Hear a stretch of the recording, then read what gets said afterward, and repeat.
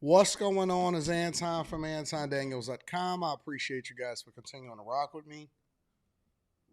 Thank you for tuning in for another edition of the Millionaire Morning Show. I am your host, Anton Daniels. What up, what up, what up, what up, what up? What's going on?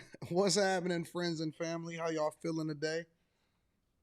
It is Thursday, July 23rd, 2026, year of our Lord. And we here, we in the building. Shout out to the sponsor of the show, Teach Henley. 40% off your first order, 20% off of life. Ladies, get it for the fellas. Fellas, don't wait for the ladies to get it for you. It's a phenomenal product. Maybe we should go with the old Teach Henley commercial. Y'all want to do an old Teach Henley spot? I don't even know if I'm set up for it. Am I set up for the old Teach Henley spot? Let me see.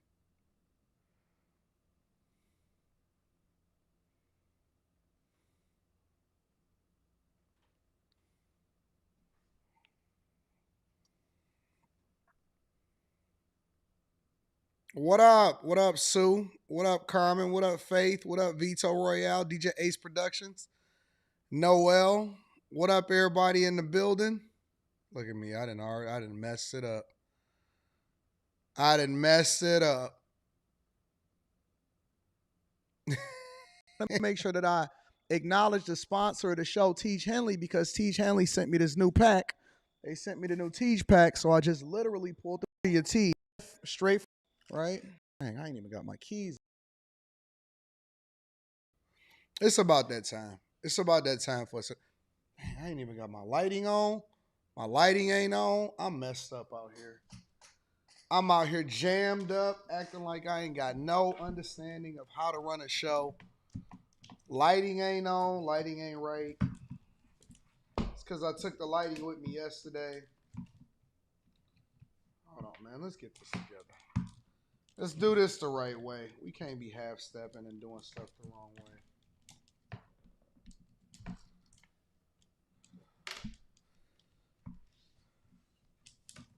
Let me see what we got going on here.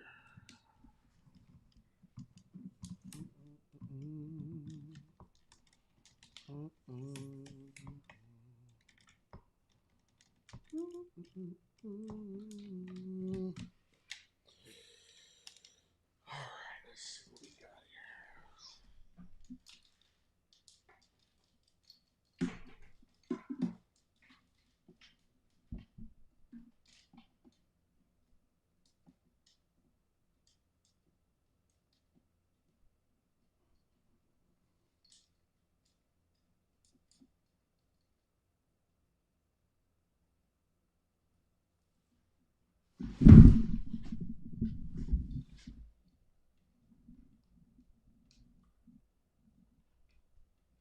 This is why I like to have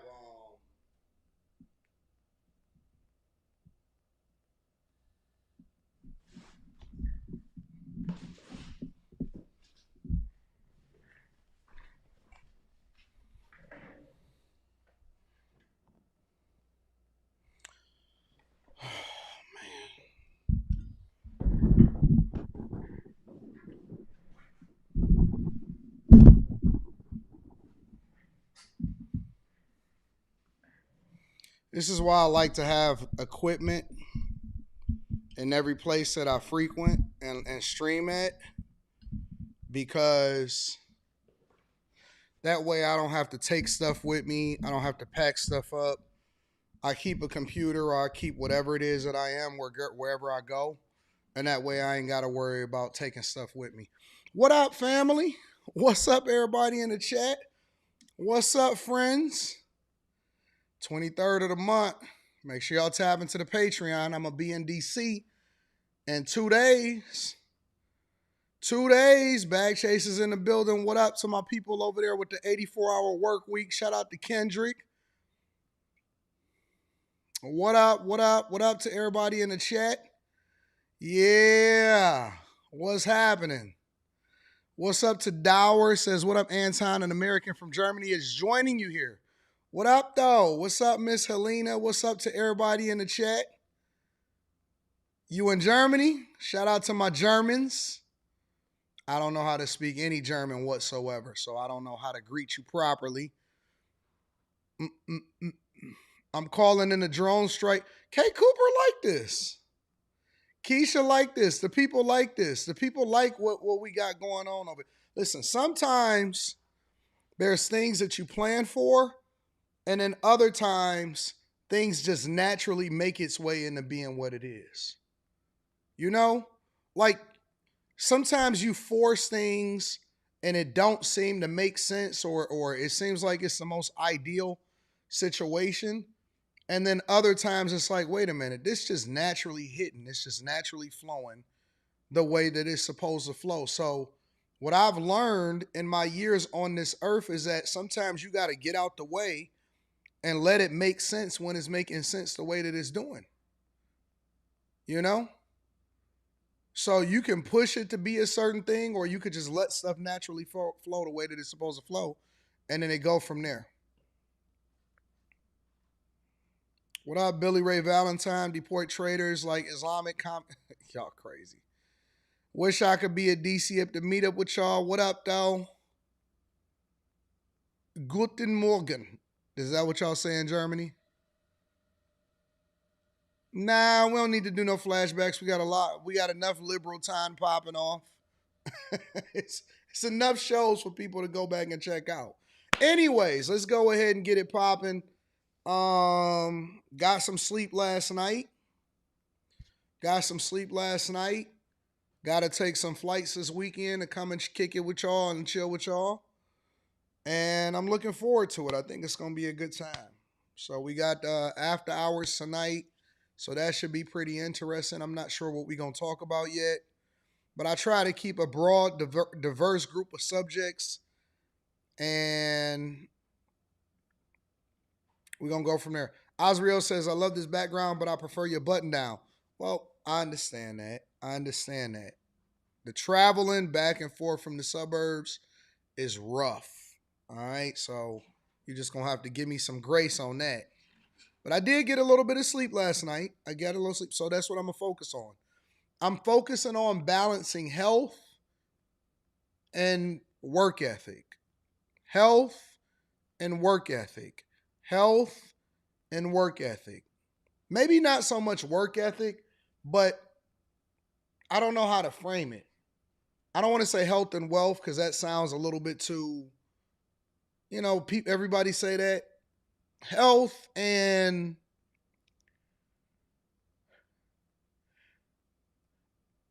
I've never had a straightforward layout of my life consistently being a certain way. Anytime that I get stuff and it seemed like I was going and I was looking at new office spaces yesterday. And I'm like, man, this makes sense, this makes sense. But then in my mind I was thinking to myself, I just got the studio all the way to where I wanted it to be. You know? And it's like, is it that quick as soon as you get comfortable that you get uncomfortable again because it's time to start moving and doing things differently? I've never been in a space to where, okay, so this is what we just gonna be doing for the next 2 to 3 years, and that's it. And so now I can just get some consistency. Anytime that something happens or I get set up or it seems like, okay, stability is here, instability comes because it forces you to do something different that makes you elevate to the next level, but you don't ever get that consistency. You don't get that stability for long term. And so that's kind of how my life seems like it's always set up. It's like as soon as we get something working, and it's like, all right, so now what's next? Like even here on the Millionaire Morning Show, it's like now, okay, we kind of got the branding, the structure, the newness, all of that stuff. And the first thing that I'm thinking to myself is, okay, so now what we doing with after hours?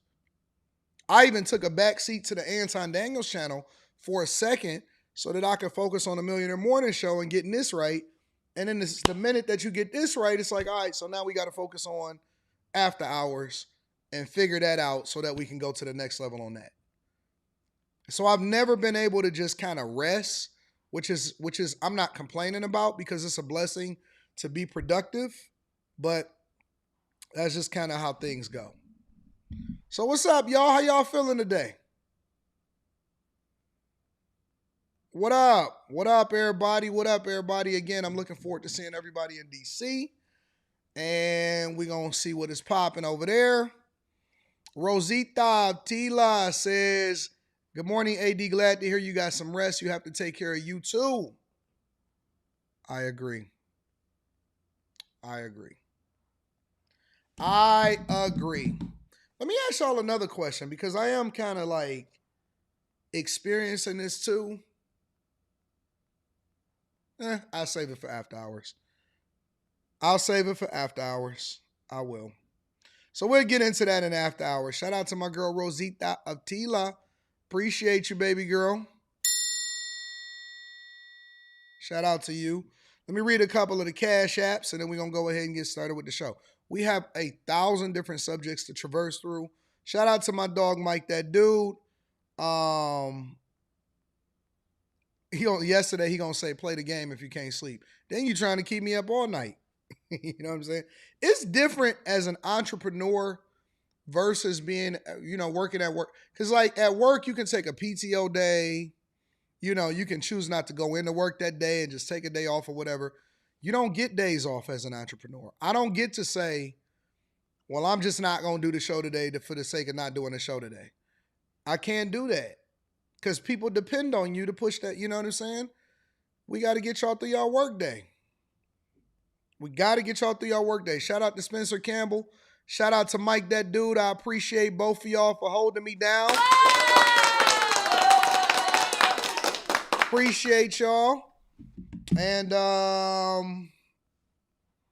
yeah, man, after hours tonight. Patreon meetup this weekend. Details of the Patreon meetup is inside of the Patreon.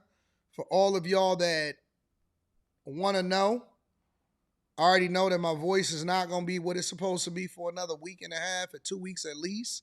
Simply because you know how it be. We be loud, talking, music be bumping, playing at the meetup. And be getting it in. We be getting it in. So, should be interesting. Should be very, very interesting. What else? Anything else we need to go into before we get into the show? Good morning, Jody. Good morning, Dower. Good morning, River City. Good morning, Treese. Good morning, Anaka. Good morning, Mr. Austin. You can always move the Millionaire Morning Show back to 10. Nah. Nah, we like it like this. We like it in the 9 o'clock hour. We don't want it in the 10 o'clock hour. This is perfect. I love the Millionaire Morning Show at the time that we rocking it out. Looking forward to kicking it with y'all. All right.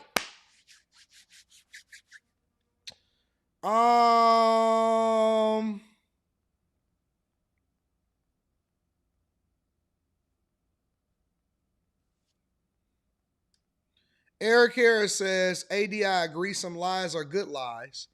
I remember a chick asked me, did I miss her? And I replied, I just saw you. And she blocked me. I don't know. Why couldn't they figure that out, Eric Harris, yesterday?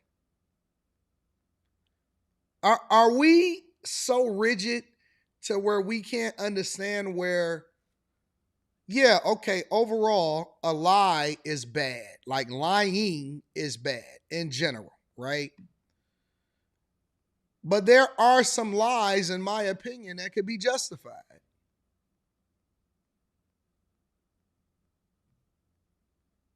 I done lied to save people sometimes. Real talk. Like, I done seen people about to get kicked out of a particular venue. And, you know what I'm saying? They're about to remove them. And I lied and say, hey, man, I know them. They with me. And they're like, oh, they with you? They cool? And I said, yeah, they cool, man. And don't bother them. And then the people was like, yeah, thank you.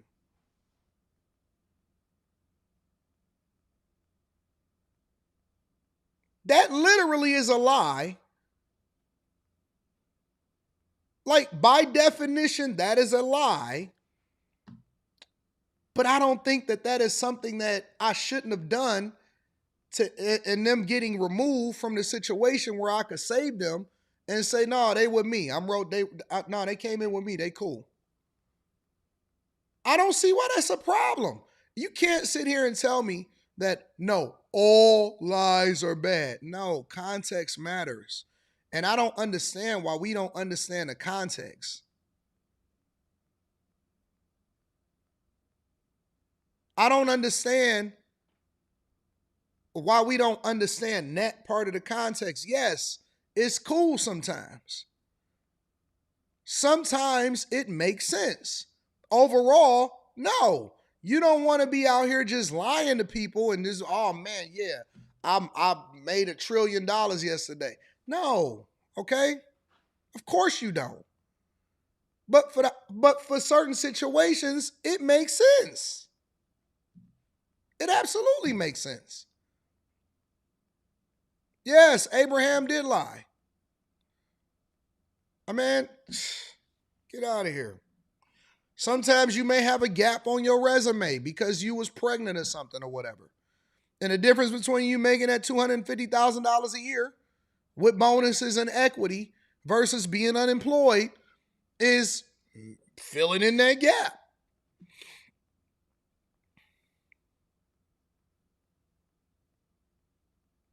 You think I'm going to tell you not to fill in that gap? Get out of here. Go get your $250,000. Got a 10-month gap in your work employment. Nah, go get that. Go get your money. I'm not going to tell you not to go get your money. No, you have to be absolutely honest with the organization. I promise you, the organization is not going to be absolutely honest with you when they fire you and tell you that your services is no longer needed. I promise you, the organization is not going to be 100% honest with you on why they laying you off and sending you to the unemployment line. Go get your money, King. You know what I'm saying? Go get your money. What you talking about, bro?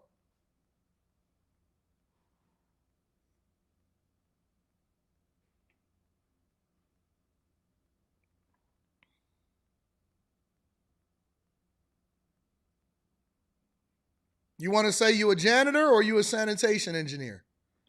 And it's not the same thing. Trust me, it's not the same thing. It's not the same thing. They hired you to be a janitor. You put sanitation engineer on your resume. Get your money, King. Get your money, King.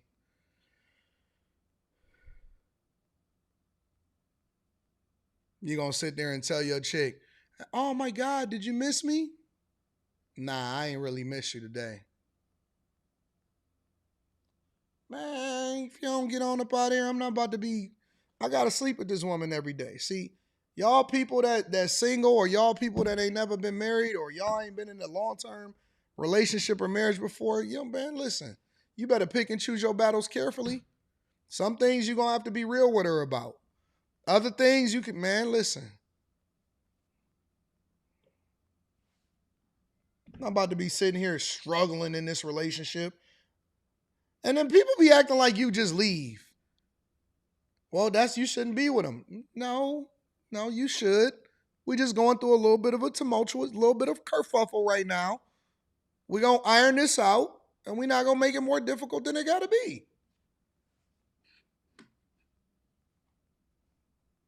Nah, I don't miss you. Yes, I do.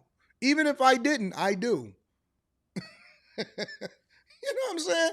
Ain't about to be making a mountain out of a molehill. No.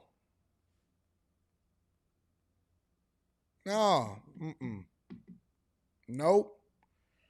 Y'all lie a lot of times by how you moving. And you don't even know that you lying, but you think that what comes out of your mouth is telling the truth. Nope. That's my car that you driving, and you know that she think that that's your car when you get it, when she come up to it, but you gonna get that motion out of it, ain't you?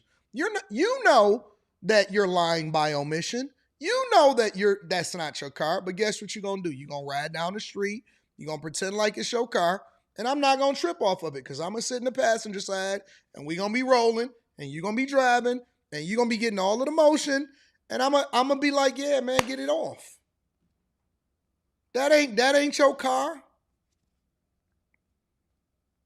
That ain't none of it. A lot of situations people lie about without saying nothing. Because they know what they know what the other person think, but they don't correct them.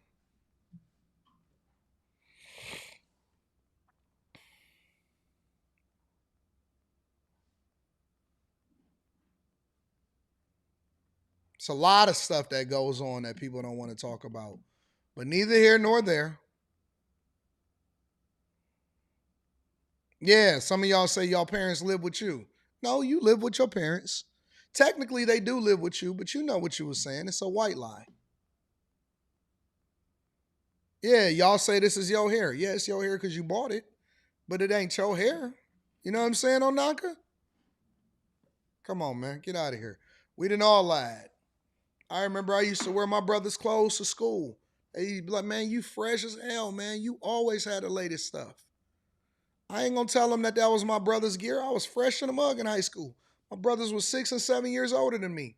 I was all through their closet. I had Coogis, Gucci loafers. I was fresh to death. Ralph Lauren, pullovers, all kind of stuff. I wasn't about to tell the woman, nah, these ain't my clothes. It's my brother's clothes. I'm just in here fronting. Mm-mm. Nope. Nope. This was my clothes. And I'm fresh to death right here, right now. What we doing? What we talking about?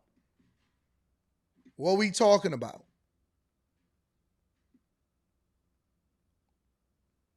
Yeah, we didn't all lied. What are you talking about? You lied to a chick when you tell her that you the best man for her sometimes. Knowing that you ain't the man that you supposed to be at the time. You just trying to cock block. You just trying to play a little defense. You know what some guys out there that probably is better for.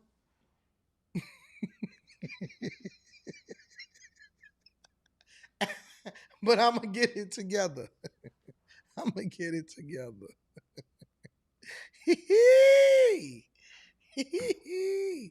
Shout out to Eric Harris, man. I appreciate that super chat. Outlander says, did you speak on Rep Ayanna Presley husband already? What happened with her husband? Shout out to Outlander. I appreciate you, baby, for the 20 ball. What happened to the husband?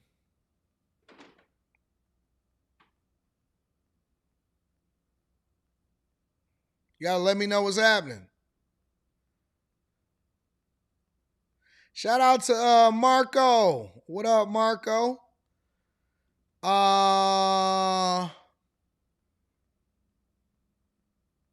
Ground Roots Journalism Appreciation. Shout out to you, OM.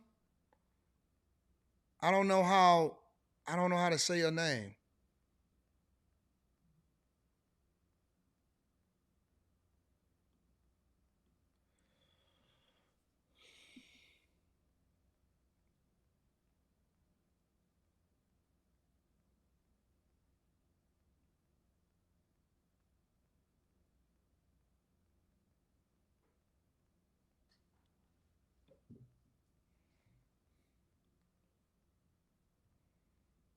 AD just confirmed your story. Dead girl found on his property. Okay, hold on. Let me see what that is again. Ayanna Presley husband. Let me write that down. Put it in the notes. We might be able to get to that today.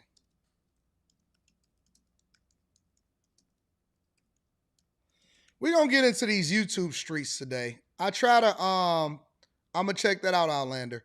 We're gonna get into the YouTube streets today because I think that I try to avoid it a little bit because, I don't really like going back and, talking about what other content creators is doing. However, I think it is necessary in this situation because we're talking about the money, we're talking about content creation, we're talking about a lot of things. All right. So I'm your lust. All right, I got you. All right, I'm your lust. I'm gonna try to remember that. They be lying about their stroke game, Jody. That's why I tell them under promise, over deliver. Or sometimes just under promise.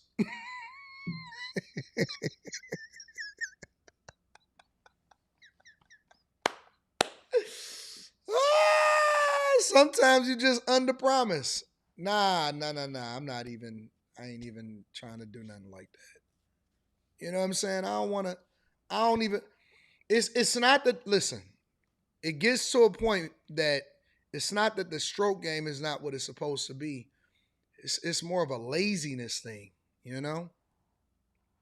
It's more of a lazy type of thing. Then you know what the problem about you know why I don't never want to be single? You know why I don't never want to be single? I don't want to be single because I don't want to put in effort. Is that bad? Is that a bad thing? I'm never interested in being single because I'm not interested in putting in effort. I don't want to get to know you.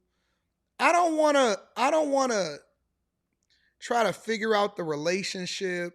I don't want you to think that I want you to stick around or stay over. I don't want you to think that, you gonna get a house like my current chick got a house.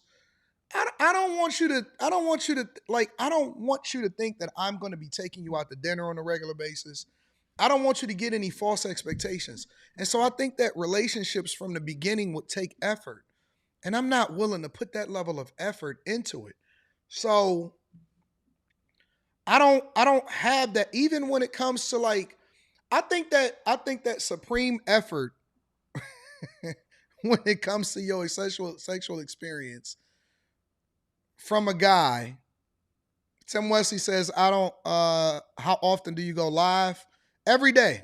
Every day except for the weekends. I think that stroke game is reserved for the people that you truly love. Truly love. Like I gotta love you to put that type of effort into making sure that you happy. Other than that, it's just like, yo, I don't wanna try. I don't want to try. I'm not interested in trying to make sure that everybody is happy and all of that type. I'm not interested in that. I want to try for the people that I adore. I think that my power reserve needs to be reduced based off of the person that is around at the time.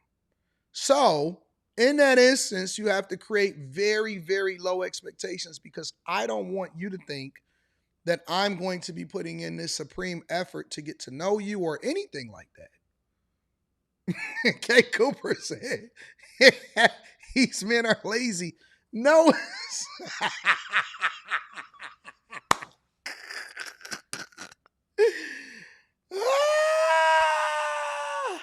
It's listen. I plan on taking a nap before I go to the Patreon meetup. I do. I do. So I know that the meetup started at a certain time. I'm gonna take a nap before I go, right? So it's not a lack of effort. It's compartmentalizing. You know, it's compartmentalizing. Guys ain't lazy. You know what it is? You know what it is, Keisha? It's not that guys is lazy, and we got to get into the show, y'all. It's not that guys is lazy. Is that when you know you good or you know you spectacular, you may not necessarily have to put in that much effort. Effort is for people that feel as though they have to meet an expectation. Effort is not for people that already is sufficient in what they got going on.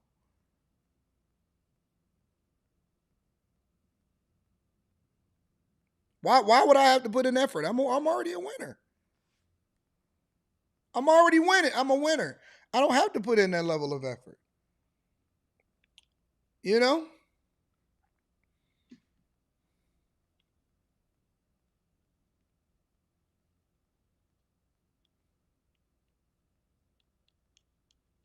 I want to find somebody I can adore, spoil, and love without holding back. I think that you should. I just don't think that you should expect it back in the same form that you that you give it.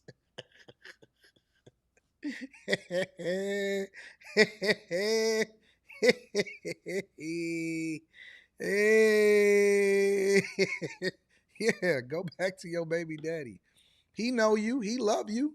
He know everything about you. I think y'all should go back. Let that be the lesson. When you experience a guy that put in minimal effort, that's a sign that you should just stay with the person that you was with in the first place. You know? That's the lesson for the day. Make sure you guys hit a like for the algorithm, subscribe to the channel, and turn on your notifications. Says, I'm the same way. I don't care about your day or feelings.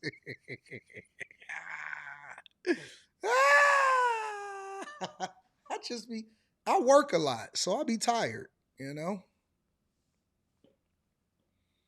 I don't even believe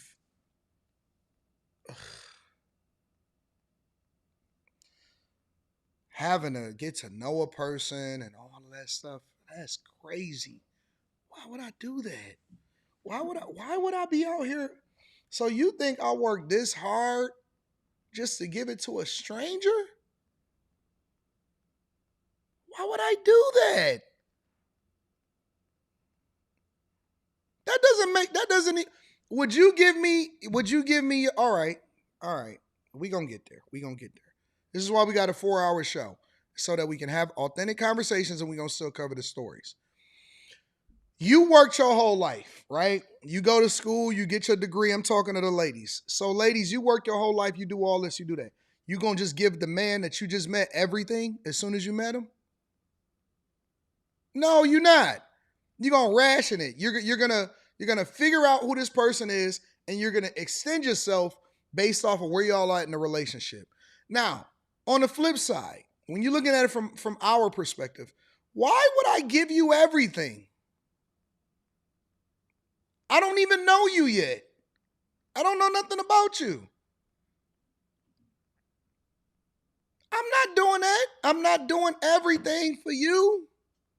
You want to come in and just relax. You know how hard I worked my whole life to get here? That's crazy. That is crazy. Even the people that work for me, I don't start them off at the highest salary. I escalate them based off of their loyalty and how long they've been there and their contributions. And so I escalate their pay based off of what I see and how loyal they are and how consistent they are and what they're doing and contributing into the platform. I'm not about to just give you everything. Crazy. Nah. I can't do it. That's why I'm not built to be out here in these streets in the way that y'all may be built to be out here in these streets and endure the things that y'all see on a regular basis. I can't do that. Y'all sit there and then you get a bad attitude. I ain't doing that. Let's get into it, y'all. Gen Z.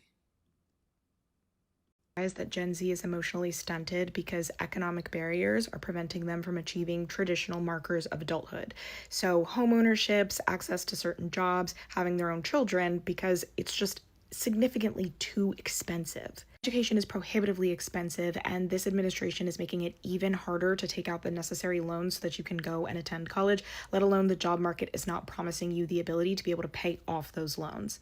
But within these very specific limitations of well, Gen Z can't be real adults, I kind of push back on the idea that real adulthood is solely focused on a very traditional life that's defined by marriage and children and homeownership, and not something else. Been this preoccupation of a failure to launch since millennials entered the workforce out of, college, many of whom graduated college into an economic crisis. Again, so much of this analysis doesn't revolve around not having the same financial freedom or ability that preceding generations did. It's all about these mile markers, but culturally, those mile markers are changing as important signs of adulthood, if you even need them to be an adult at all. Back in my parents' day, my parents are in their 50s, approaching their 60s. It was very much the thing to do to be seen as an adult, to go to school, get a certain type of job, own a home, and then have kids. And people who didn't participate in that were seen as immature. Did I say get married? I meant to say get married. We're seen as immature or blah, blah, blah. Those stereotypes still exist, but millennials are not having children at the same rate as their parents did. They're not having as many children. Gen Z is on track to follow that trend. Women in general in America are just having less children, and more women are coming forward as being devotedly child-free. They are not going to change their mind about not wanting kids. Many young adults talk about, I want a house, but many young adults talk about the burden of home ownership, and they kind of not being tied down in that way. What we define as an adult is wholly different. I'm not sure that it's a great idea to like reduce this whole failure to launch, look at what the economy is doing to them in terms of meeting very traditional milestones, because those milestones are no longer as appealing culturally. I see myself as a real adult, even if I'm unmarried and not a parent. And because I never want to be a parent, I don't really want to subscribe to a version of adulthood where I'm not seen as serious or mature until I actually have a baby. Just some food for thought, because I would like to see my interests represented when people are talking about what this economy is doing to Gen Z, because I'm 29 at the oldest cusp of it, right? And yeah, I think what this economy and these conditions are doing to us is, I don't know, I kind of want that summed up more in just my ability to like adhere to this very traditional path, a path that most of my friends are not planning on embarking on. I think a decent portion of my friends, myself included, want to get married or are married. A smaller number actually want kids. Miss Crotty Shetty, shout out to you. You summed this up very beautifully. You said, I think what I don't like about Gen Z is that they think they know more than all of the generations as if they got the answers. Well, don't call my phone begging and dry begging. I think you summed that up beautifully. You summed it up beautifully. I have never seen a generation cry and complain while being lazy as hell than Gen Z. I've never seen a generation of people not meet expectations and cry about why they not meeting expectations more than the generation that had more opportunity than any generation before. This is a generation that didn't even see 2008 or experience it as an adult. Think about that for a second. You have a group of people that are sitting there telling us about how bad the economy is, and they got AI. They booming. This is the first generation that I've seen who people have gotten a work from home job, and some of them have never actually been into an office before. They've never been into an office before. Think about that for a second. Working from home used to be a privilege. It used to be like, yo, you got a work from home job? Dude.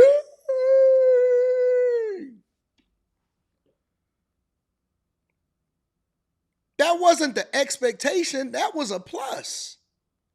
This is the first generation that I've actually seen say, I don't want to work at all. No. They didn't say that they wanted to be mothers. I have never seen women say, for example, I want to be a stay at home girlfriend. Like, what the fuck? Well, the first time that I heard somebody say a stay at home girlfriend, I was like, what is that? What do you mean, stay at home girlfriend? What is that? What does that even mean? You mean you want to be taken care of without no children or marriage? I think that being a stay at home wife is pushing it. Because you still should be productive in some point in your life. You can't just be sitting at home all day doing nothing. And you want to be a stay at home girlfriend. Bro, I have seen more Gen Z people say, oh my God, it's so hard. Oh, I can't find this economy. What economy? What economy? Y'all staying at home with your parents. You got more opportunities for education than ever before. You got AI. You grew up with the internet, meaning that you could have built 1,000 different things. You could have built sites, e-commerce, website. Bro, when we were younger, there were no opportunities until you got old enough to go and apply for a job and maybe work under the table or make minimum wage at a fast food joint or something like that. My first real job, well, I ain't gonna say real job. My first job, I had to do construction with my uncle because he was laying concrete. So in the summertime, we would be out there with the sledgehammers, busting up the concrete. He would be sitting in the backhoe. He's sitting in the backhoe to lift up the concrete and edge and arch it just a perfect fit so that when you sling your sledgehammer and you hit it, it crack and it break through. Right? Pick up the backhoe. He calling in the truck because it was his company. So he was teaching his work ethic. Right? I had to do concrete. Then I had to wait to get paid because I was getting paid under the table because it was my uncle. Second job I ever had was the first job that was like a real job that I got a paycheck. I was in high school, and it was in the summertime, and so I would walk over to the little supplier, and they was making supplier parts for the big three, right? And it was a very small outfitting shop.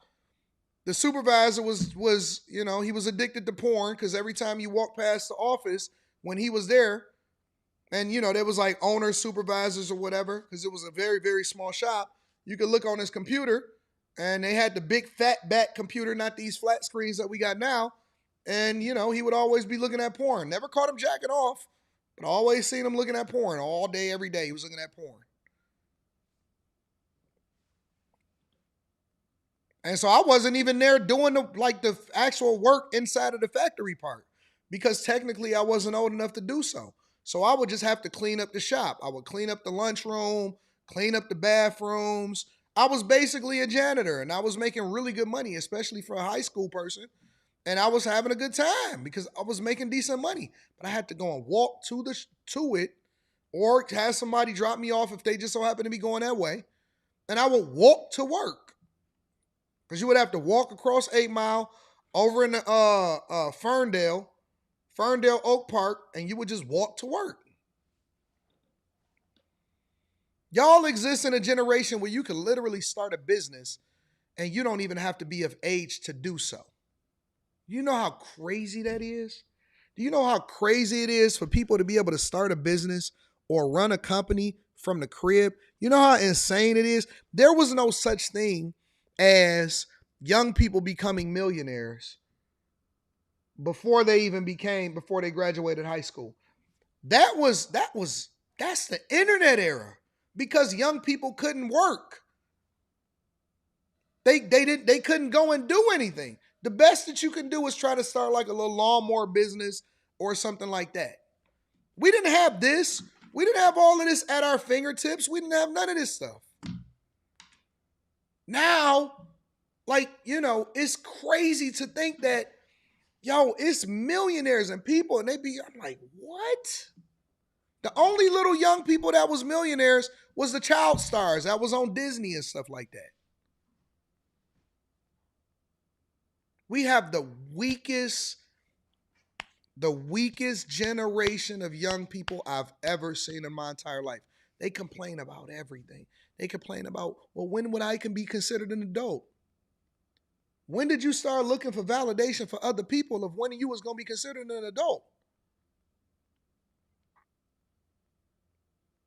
It's a bunch of, literally, honestly, for most of them, it's a bunch of Nepo babies, which is a good thing. I think that being a Nepo baby is a good thing.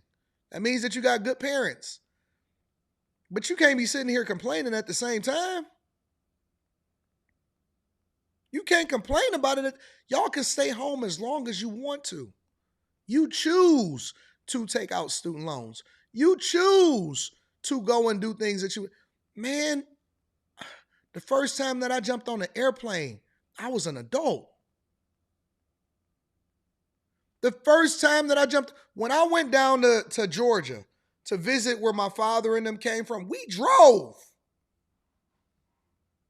We drove from Detroit to Georgia. And I was like, man, get me up out of here.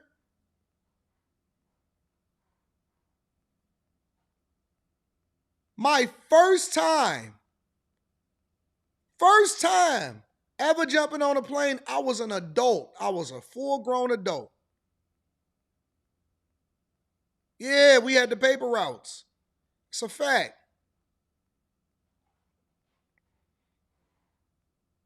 Yes, I think I was a full-grown adult. I didn't get on a plane until I could pay for it. And I'm cool with that because my parents gave me everything I needed to be successful, but it wasn't no family trips and going to Disney World. Disney World, yeah, man, we considered that for white people. Oh, only white people. When I was growing up in the inner city of Detroit without no internet, we considered Disney World what white people did on vacation. We didn't even know nothing about that, bro. I didn't even know that there was a Disneyland and a Disney World until I became an adult. I didn't even know that it was a Disneyland and a Disney World until I became an adult. We had 4, 5 channels, 2, 4, 7, 20. It's a couple channels in between, channel 50, like 62 or something like that, and that was it. For most of us, we did not see any of this. We had to learn this when we became adults. When we became adults. I was born in 82. I didn't get on the plane till after 2000, bro. After 2000. And we got a generation of people that is sitting here talking about what they don't have in the economy. All that, man, you don't know what it was like.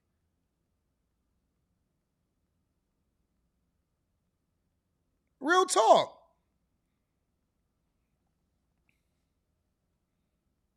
Rita had a job since she was like 14, 15 years old.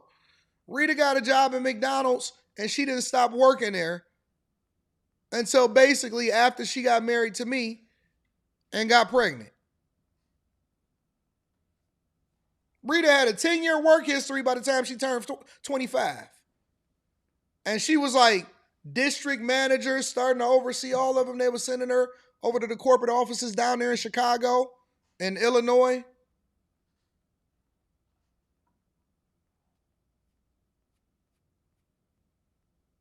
By the time I connected back with her, she had 2 jobs. She had 2 jobs, bro. I ain't even gonna cap. When we linked back up after high school, she was working at McDonald's, she was working at 7-Eleven, and she was going to school. She was going to college. And she didn't have no car. She was catching the bus everywhere. She literally was catching the bus downtown, Wayne State, back up Joy Road, and then both of her jobs was next to each other, and she was trying to save up to get a car. That's the honest to God truth. It gets no realer than that.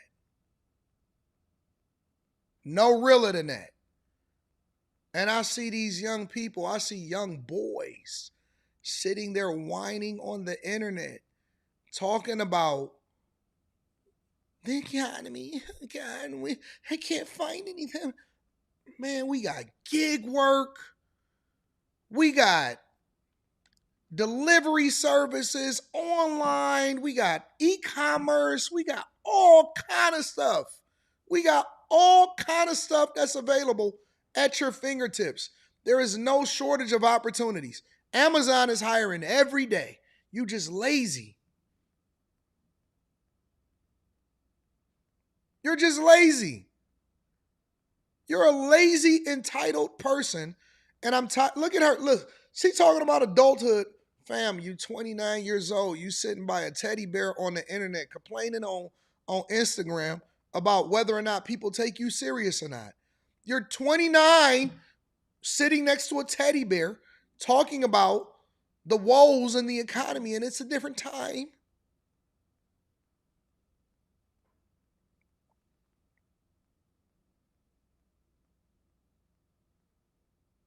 It's a different time.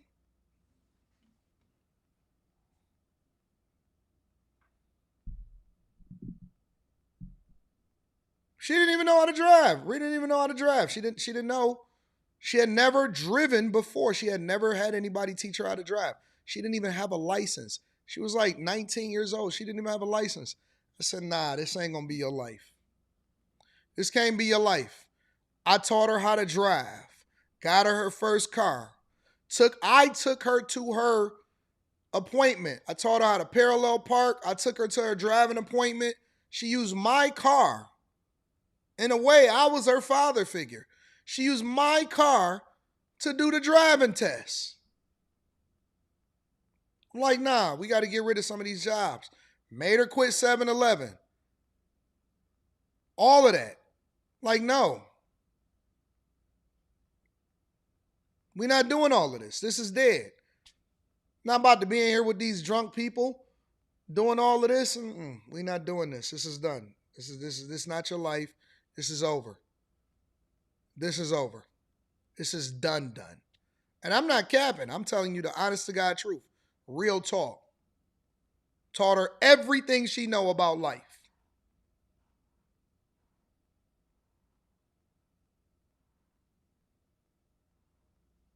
You know me. I'm always going to give you a phone call a day.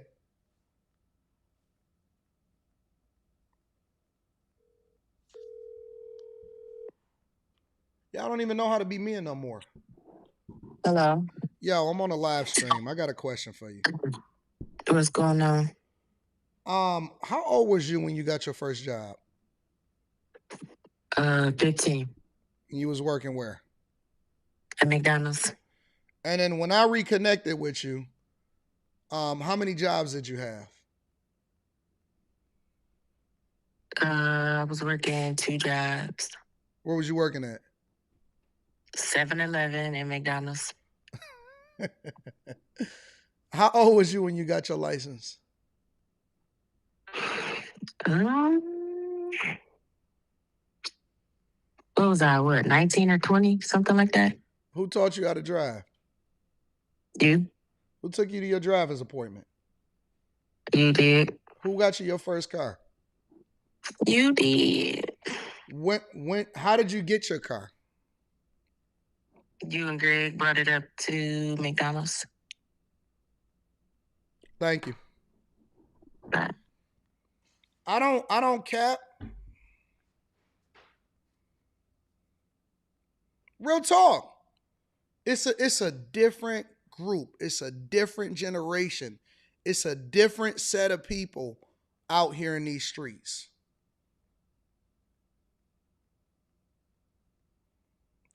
That's why, it's so funny when people say stuff about what they think about my relationship and they don't know no history about me. They don't know nothing about us. And they say, I am daddy. I'm daddy. I'm daddy. You mean? Did more for you than anybody has ever done for you in your life. Anybody. It's a different generation of guys, and it's a different generation of women. It's a different generation of guys, and it's a different generation of women out here. They built different. They don't have no work ethic. They ain't got no backbone. You can't depend on them to even show up to work on time. You can't depend on them to do anything successfully.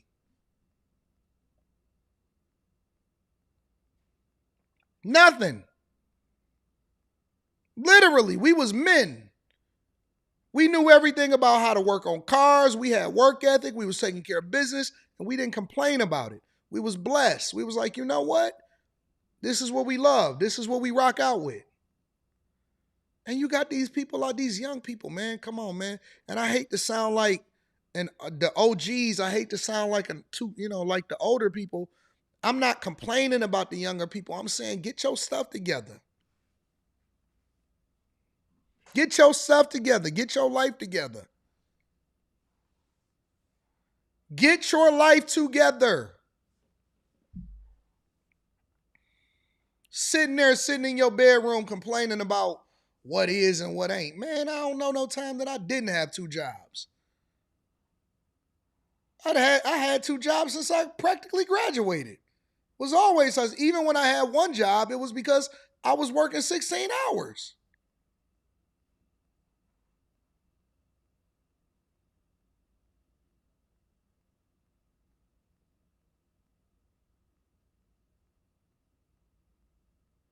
And now y'all know why I decided that I'm not putting no more effort into. I would never put that type of effort into a new relationship. Never. Now y'all know. I done already did it before. I done already did too much. I did too much. I've been too much of a provider to be putting in too much effort. See, y'all came in this morning and y'all was talking about, oh my God, these guys are so lazy. No. I done already put my time in. So now I don't feel like I got to do nothing for nobody no more.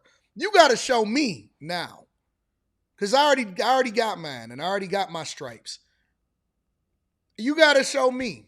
I don't feel like I need to impress nobody. I done already did it all. I done built up chicks. I done built up people. I done built up families. I done built up employees. I done already did it. I don't have to do it no more. I just sit back and I just chill. I'm AWACS.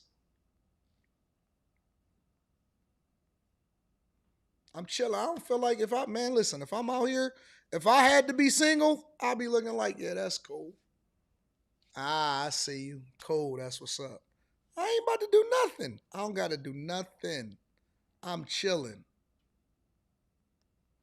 Chilling.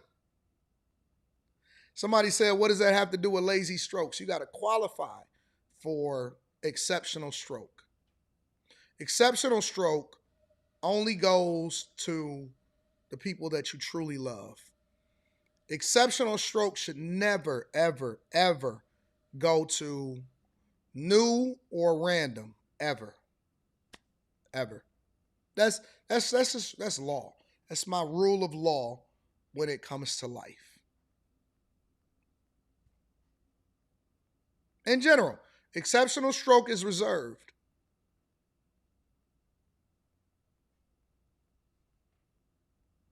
I would never. Yo, before Chris Cunningham, you got it right. You hit. I'm about to read the super chats and we're gonna get into Emmanuel Acho. Before I ever chase a woman in my lifetime, I would rather be by myself. You're not hearing me. You're not hearing me. I will never, ever, ever, ever chase a woman at this point in my life going forward. I am so comfortable in my lifestyle. I love my cars. I love streaming. I love traveling. I love going to the games. I will never in any capacity, if I'm dead single today and I have no one, no prospects, no phones, no nothing, under no circumstances will you ever see me ever chase a woman in any capacity whatsoever. I would never, ever. I'm so content with God at this point and with my situation. I ain't never. That's beautiful, Sabrina. Chasing means they running away. Facts. Never, ever. I'm not sure that I have it in me to even approach somebody.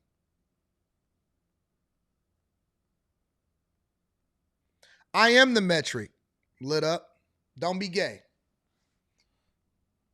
Hold on. I am the metric.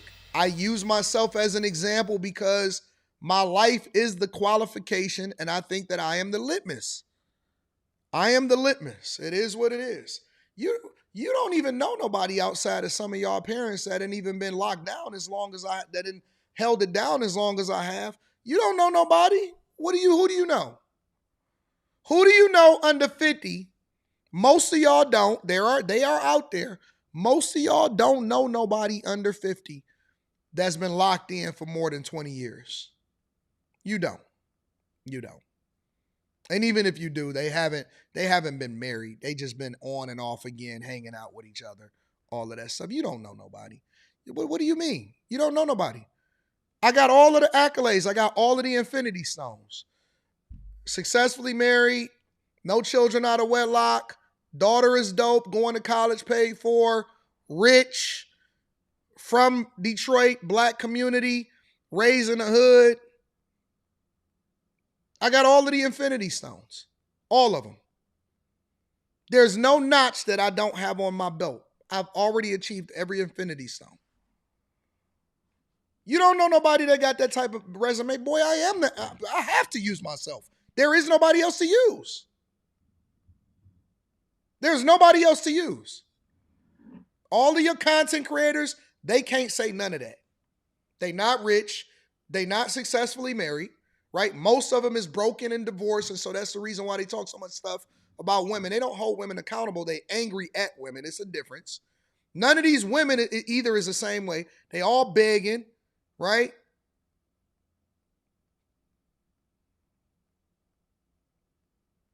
All of the people that you look for entertainment, they don't have the results. They just talking. And maybe not everybody, I'm generalizing. But the point is, you get it. You get it. Make sure you guys hit a like for the algorithm, subscribe to the channel, and turn on your notifications. Wesley Turner, you know that, huh?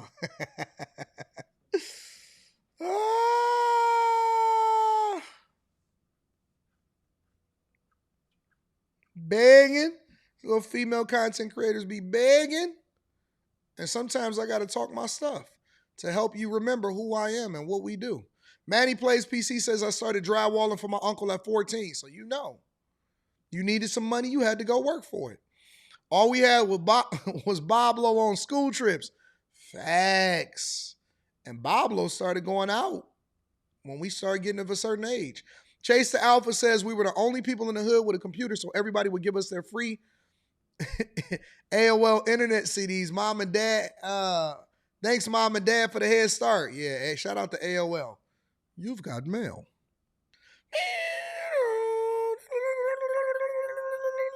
Hope that somebody don't call or somebody don't pick up the phone. Shout out to Ray Sean is showing out. I'm going to get to that in a second. Chicago says temp agency offices are empty. They aren't even looking for work if they can't do it on the internet. Lazy. Facts. Be a Man podcast says Anton, AD. Now we know why the old heads stop telling us stuff. As we get older, we see these young folks don't listen. Let them learn the hard way. I like that. I'm with it. Chantel. What up, Chantel? Says, Dear Gen Z, in the words of Outkast, you better get up, get out, and get some. I might have to go back to Outkast today, Chantel. I might have to do Outkast today. Bad Habit says, chase purpose in yourself, and they chase you. Free game. Hey, shout out to my dog.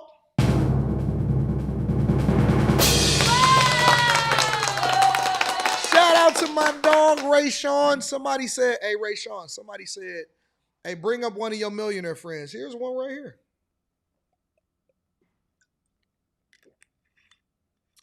Here's one right here.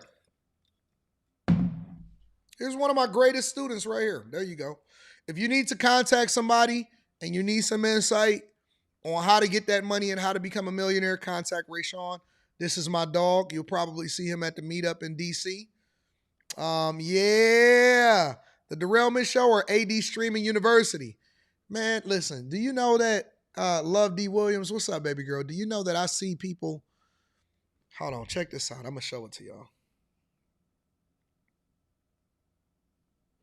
For the second time in less than a week.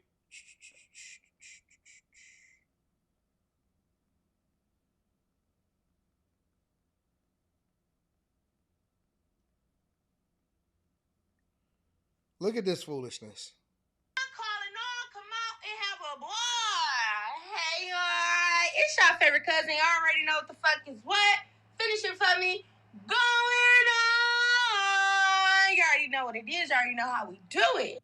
So, y'all thought Detroit University was over? No.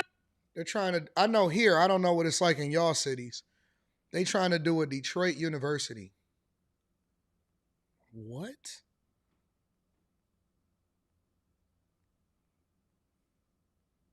A Detroit University, where they basically doing a bunch of content creators in Detroit to teach other content creators in Detroit and to do whatever it is that they do. And I was like, real talk.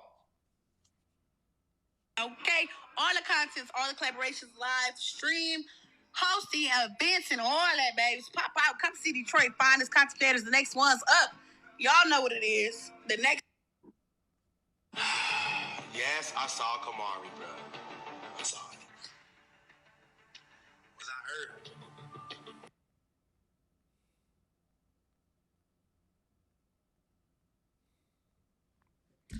hurt? I don't understand. I genuinely don't. I don't understand. I don't understand, honestly. I don't get it. I'm confused. You know what I'm saying? I just be telling y'all what I be seeing. Shout out to All Natural says, great morning. AD, do you ice skate or ski? I have not been skiing before. That is one of the things that's on my bucket list. I'm glad that you reminded me because I forgot about that. I can ice skate, but I'm a roller skater. I can get on the ice skates and you know what I'm saying. I'm sufficient, but ice skating is much different than roller skating. Completely different. I'm a roller skater, but I am looking to do skiing. You know what we should do all natural? We should do a ski trip.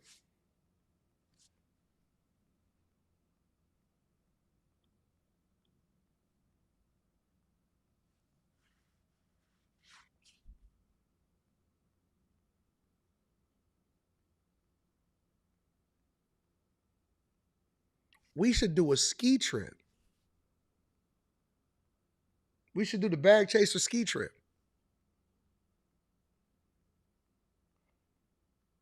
Uh, uh, uh, uh, uh, uh,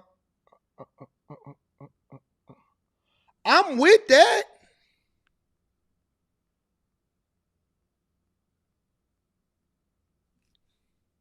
I don't know nothing about it though. We should do a ski trip, y'all. This winter, like we should really do a ski trip. Y'all with it? When will we do it? Because we got the one in Dallas. I think we should do a ski trip. I think we should do a ski trip. I'm with that. I'm with a ski trip, man.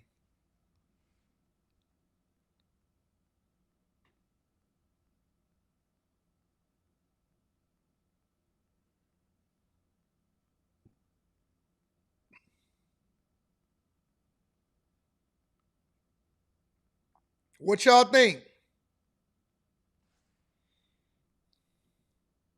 Absolutely would love a ski trip. I think that's it. People just don't have an original idea anymore, copying other people's weak sauce. I agree. Yeah, get some originality. Get some originality. I'm thinking a ski trip, bro. Y'all, I say Utah. I like Salt Lake City. So, and the reason that let me say why I like Utah. The reason why I like Utah because I've never been skiing before, so this will be my first time. Some people saying Aspen. I say Utah. The reason why I say Utah is because Salt Lake City actually has one of the biggest airports, and so it's easy to access for everybody. January or February, I'm with it.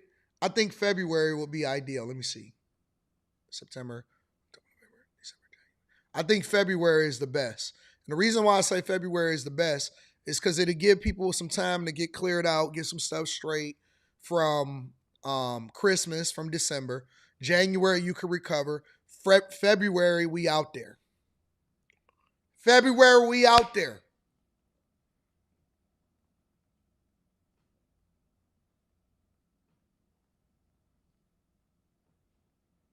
Do they do skiing in Utah? They should have skiing in Utah, right? We'll figure it out. We'll figure it out. All right, y'all. We need to plan this ski trip. We gonna talk about it in the Patreon. Maybe we'll talk about it this weekend when we do the meetup. But we need to do the ski trip. I'm with it. Shout out to y'all with the good ideas. Nola Grizz says every February we go snowboarding for Wifey B-Day doing New York State in 2027. We doing something else this year, Nola Grizz. We going somewhere else. We doing it. We going skiing this year, y'all. Keisha, we doing a ski trip. We doing a ski trip this year. Gerald Sparrow says, what up, AD in chat? Today, me and wifey Ebony celebrated our 10-year anniversary.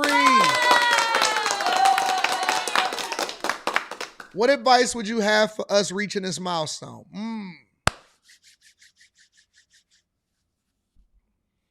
First of all, congratulations. Very few people reach it to the decade mark. I don't know if y'all got kids and stuff or not. You know, I think that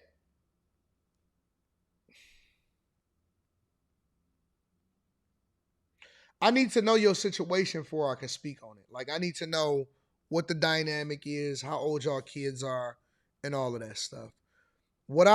Some general advice that I would give is this. Always have the mindset that you're still dating. Always have the mindset that you're still dating. The minute that you start to get complacent is the minute that you start focusing on things that don't matter. If you have this mindset, that's why I say my chick, if you have a mindset that you're dating, you treat the relationship like that's your girlfriend instead of because a lot of people don't understand this, but I'm gonna break it down for you. When you talk about a chick that's your wife, a lot of times that mindset is more complacency. When you're in a relationship with somebody that you're courting, I ain't even gonna say dating.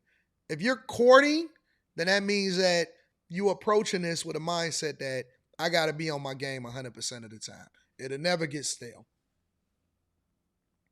It'll never get stale. So always have the mindset that you courting. Don't fall into the other side of it where it's like, I don't mean nothing to me. And don't fall into the other side of complacency. Act like you single with a badass girlfriend. Act like you single with a bad girlfriend that you're not letting go. Man, I can't let this one go. She too bad. I'm not giving her over to the streets. And you're going to win. It's that simple. And I always say, focus 98, 99% of your energy on the thing that you like about her. And 1 or 2% of your energy on the thing that you think you need to change. Have that mindset, and we rocking out. All right?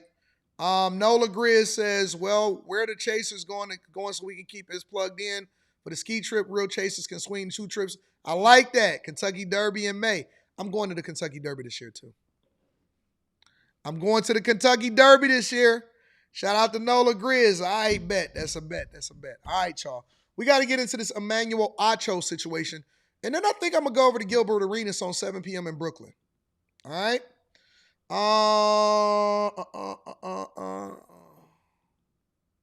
And let me tell you why we're talking about this, right? So, Emmanuel Acho is the guy with the high top hair, with the glasses on, right? And the purplish, pinkish shirt.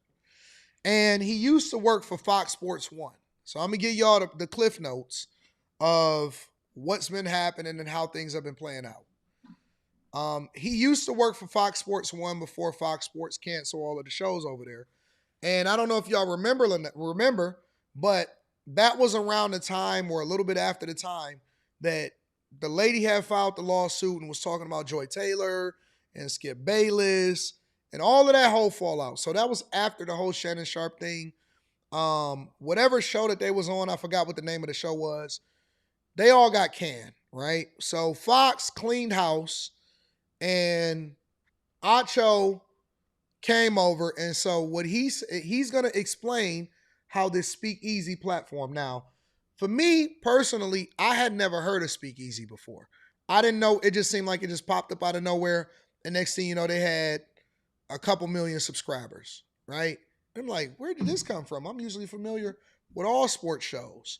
But he's going to explain it because lately he's been catching some heat about how he built the platform or where the platform came from.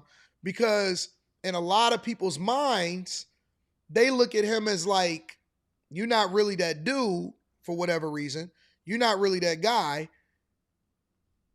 You know, a lot of people say they don't necessarily care for the show or whatever, but they've been able to amass more than 2 million subscribers, right? So that's the pre-notes for everybody before we get into this conversation, all right? Let's get into it and let's see what he had to say about it because apparently he's seen some stuff on Twitter and so now he feels the need to address it. He says, well, Acho addressed him getting community noted and exposed on Twitter for lying about, quote, forming this channel. Emmanuel, Chinedu, Sebastian, Acho, what say you? So somebody was like, in response to Ryan Clark getting fired, man, I can't wait for Acho to get fired. I responded. You can pull it up. Stop being greedy. God already answered your prayers when I got fired last year. Since then, I formed Speakeasy Talk Show. If y'all want to join the Speakeasy family or just hate watch, we are live Sunday to Thursday night, 8:15 p.m. And then I posted the Speakeasy channel and the analytics. 8 million views last 28 days, 1 million hours in watch time, courtesy of y'all, the incredible people behind the Speakeasy. Let me address something once and for all. I did not buy the Speakeasy channel. I did not have to buy the Speakeasy channel. Once I left Fox as part of my settlement, it was, y'all go ahead and run me this channel because it's going to lie dormant, just like the current Speak For Yourself channel is sitting dormant on YouTube. If y'all not brilliant enough to use it, Fox, I will. Now, y'all at home, you don't build a car.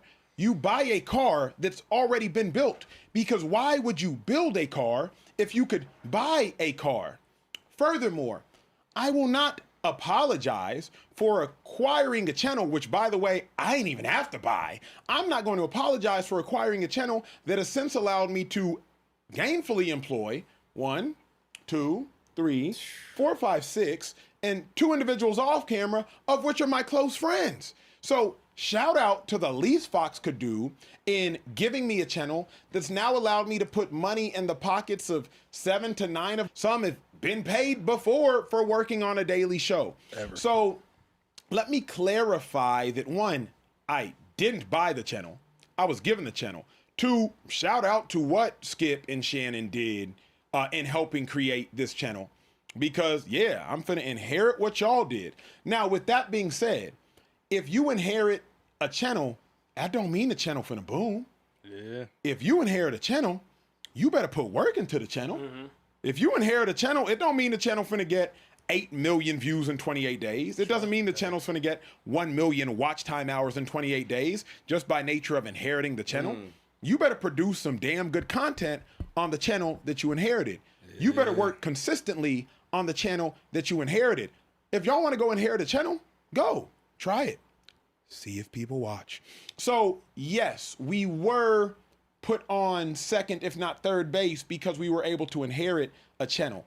But after being put on second, if not third base, we still sprinting so that we can get home. So I've never suggested that I formed this channel from the ground. I formed the show, Speakeasy. I did not form the channel. The channel was Skip Bayless and Shannon Sharp. What Shady and I were smart enough to do was, when Shannon dipped and Skip dipped, take that time slot, because with that time slot came that channel. And forecasting a rainy day, because Noah didn't wait till it started raining to build an ark, forecasting a rainy day when the show might get canceled. Oh, if the show gets canceled, I already have access to a channel that has 2.6 million subscribers. Why would I not take a show that has 2.6 million subscribers instead of a show that has 600,000 subscribers? So you don't just wait till it starts raining to build the ark, you start building in advance. I've never said I created the channel. I sure as hell did not pay for the channel. I'll make that abundantly clear. But more than anything, we've had to do good work on the channel to make this channel continue to thrive. Shout out to Shannon, shout out to Skip. With that being said, we have taken the baton and we are sprinting like hell with it. But more than anything, I'm glad I have this channel because it's allowed me to pay my dogs and sit here every night and do this show for y'all. Yeah. So go ahead, Ken. All right, so let's stop there. Let me read this not super chat, but let me read this comment, because I'm gonna start highlighting y'all comments during certain sections when y'all speaking about what's going on. All right. Let me just type something in the chat real quick.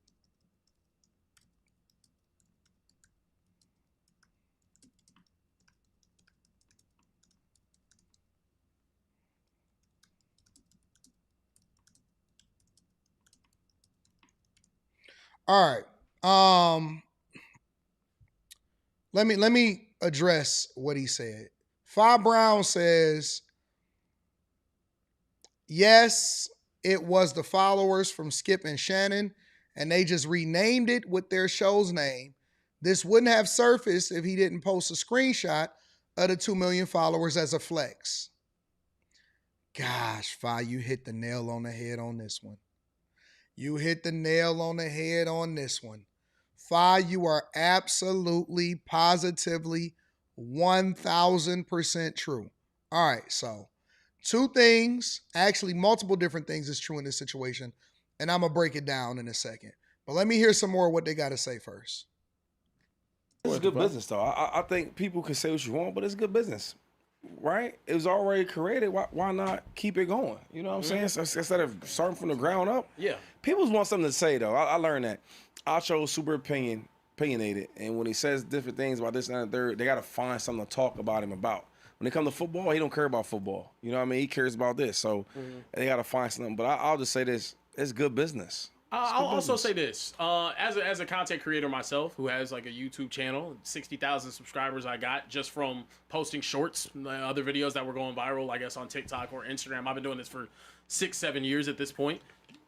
I think this is also, it's hilarious to me because you can genuinely see the amount of growth that we've had throughout the entirety of the show. The very first time we got on here, did we have 1,000 viewers? Hell no, 572. We had 572 viewers the very first time we got on here. It would be the worst day of the year of 2026 if we had less than 1,000 viewers live on the show. So I think it is something that you can acquire, but we're uploading 5 live shows a week. Yep. We're uploading 6 to 7 to 8 VODs every single episode. We're putting out a lot of work, so to limit it to just like, oh, you only got that far. No, we had viral moments. We've had a bunch of clips go off. We've had a lot of stuff go off on social media that really pushes the algorithm even further. So I just, Can I talk my cash? Go ahead. I'll talk my cash. It's going to be long. Please do.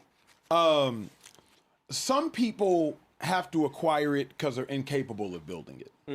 And then some people are capable of building it and can also acquire it. Don't think I didn't start my own channel, Emmanuel Acho, which I got 600,000 subscribers in 3 months and won an Emmy Award on that channel. Then I was just like, you know what? I've done what God called me to do on that channel, put that channel to the side. I think it's still hovering at 582,000 subscribers. And then I done went to a sports show where I balled on a sports show too. So it would be one thing if I didn't have the ability to build it. Respectfully, I've already built it and won an Emmy Award for what I already built. Come on now. Now that I've built it, I too can acquire it and do it again. So I can do it with my left hand or I can do it with my right hand. So for those that want to sit here and hate, like y'all hating from outside the club, if y'all want to go acquire a channel, please go acquire a channel, employ your 7, 8, 9 homeboys and see if you can do that. And if you can't, build it. But here's the thing, I can build it or I can acquire it. And I'm not going to apologize for doing either, because at the end of the day, y'all are watching this right now because of the acquisition. Yeah, also to add more detail to it though, I have 60,000 subscribers on my YouTube channel. I can't monetize live videos. I can't monetize VODs because I don't have the watch time or hours yet. I have shorts, which have gone up, and they went, whatever they did. I have like 10 million on one of them. But I can't monetize. So whenever Acho's saying like, yo, I was able to actually hire people and get them paid, it's because the channel makes money immediately. That's not something that we would have had access to had we just started the channel out of nowhere. I think all the other people that create content would know that. So this was not only a decision that had to be made so the show could exist, but it was also a quick-ass turnaround that put us in best position to go and achieve the things that we needed to achieve. And what last thing I'll say to people don't realize is, in order to acquire this channel, I had to literally manually delete every single piece of content from the old channel. That took me about 18 hours to go manually. You can't just like delete all. There's no delete all button. There is Control, Tab, Enter. Down, Enter. Control, Tab, Enter. Down, Enter. The other shows, Undisputed, I think started in 2016, 25. I had to delete 9 years of content, 240 shows a year. I had to do it on TikTok, on Facebook, on Instagram, on YouTube, and then you had to deal with the algorithmic reset of deleting all of that content. That's a lot. And so, like, that's why ending this, we started by having 700 or 500 people watching, and yesterday we had 7,000 people watching. That's not because of a channel. That's because of incredible work by Kieran, by my dog 25, by myself, by Trey, by Lee off camera, by everybody in the back. That's because of incredible work from everybody grinding. So I'm addressing it once. I'm not addressing it again. If y'all can go acquire a channel, Go do something. All right, so let me speak on this as a person that has built multiple different channels. And let me be very clear when I say multiple different channels. All those plaques right there, those, I think I'm probably the most qualified to speak on this because I've never had a sponsorship or I've never had to buy a channel. I've never had to do anything except for work my ass off. And I've been here and I'm an OG in the game. So all of this, and I got all of my friends' plaques, all of that stuff. As a person that actually built everything from the ground, there's channels that that I'm not even a part of right now that I built. And some of y'all are familiar with it, so we gonna get out of that. All right. So now that I've ran down my qualifications on the whole situation, let me speak on this whole thing of what Emmanuel Acho is talking about. Okay. I'm gonna tell you what I agree with and what I disagree with. The thing that I agree with, or let me revise this. The thing that I understand him saying is the acquisition of a channel is not a bad thing. I'm going to give you the pros and the cons as I go through it. It's not a bad thing. It's not a bad thing at all, okay? And the reason that I say it's not a bad thing is because we see the acquisition of assets, and this is normalized in corporate America, in the capitalistic society and nature that we exist in. This is not abnormal. It's abnormal in our community because we put greater expectations on keeping it real within ourselves more than we care about making sure that we get to the bag. And what I've seen in corporate America throughout the years, whether you're talking about offline, retail, whatever, is that they have no problem with acquiring the assets. You just don't see the face of it. You only see the company. It's not uncommon for a company to buy another company. Apple does it all the time. Microsoft does it all the time. As a matter of fact, there are startups that build up the companies to get acquired. There are channels that look to get acquired. You see all of these new podcasts that's popping up and stuff like that from all of these different people. I'm not going to name no names. They're getting those podcasts started, not so that they can become content creators in YouTube. They're doing it to try to get a check from a big sponsor or to get it acquired so that they can get a check from that company. So it's not uncommon for these companies to acquire channels and all of this stuff.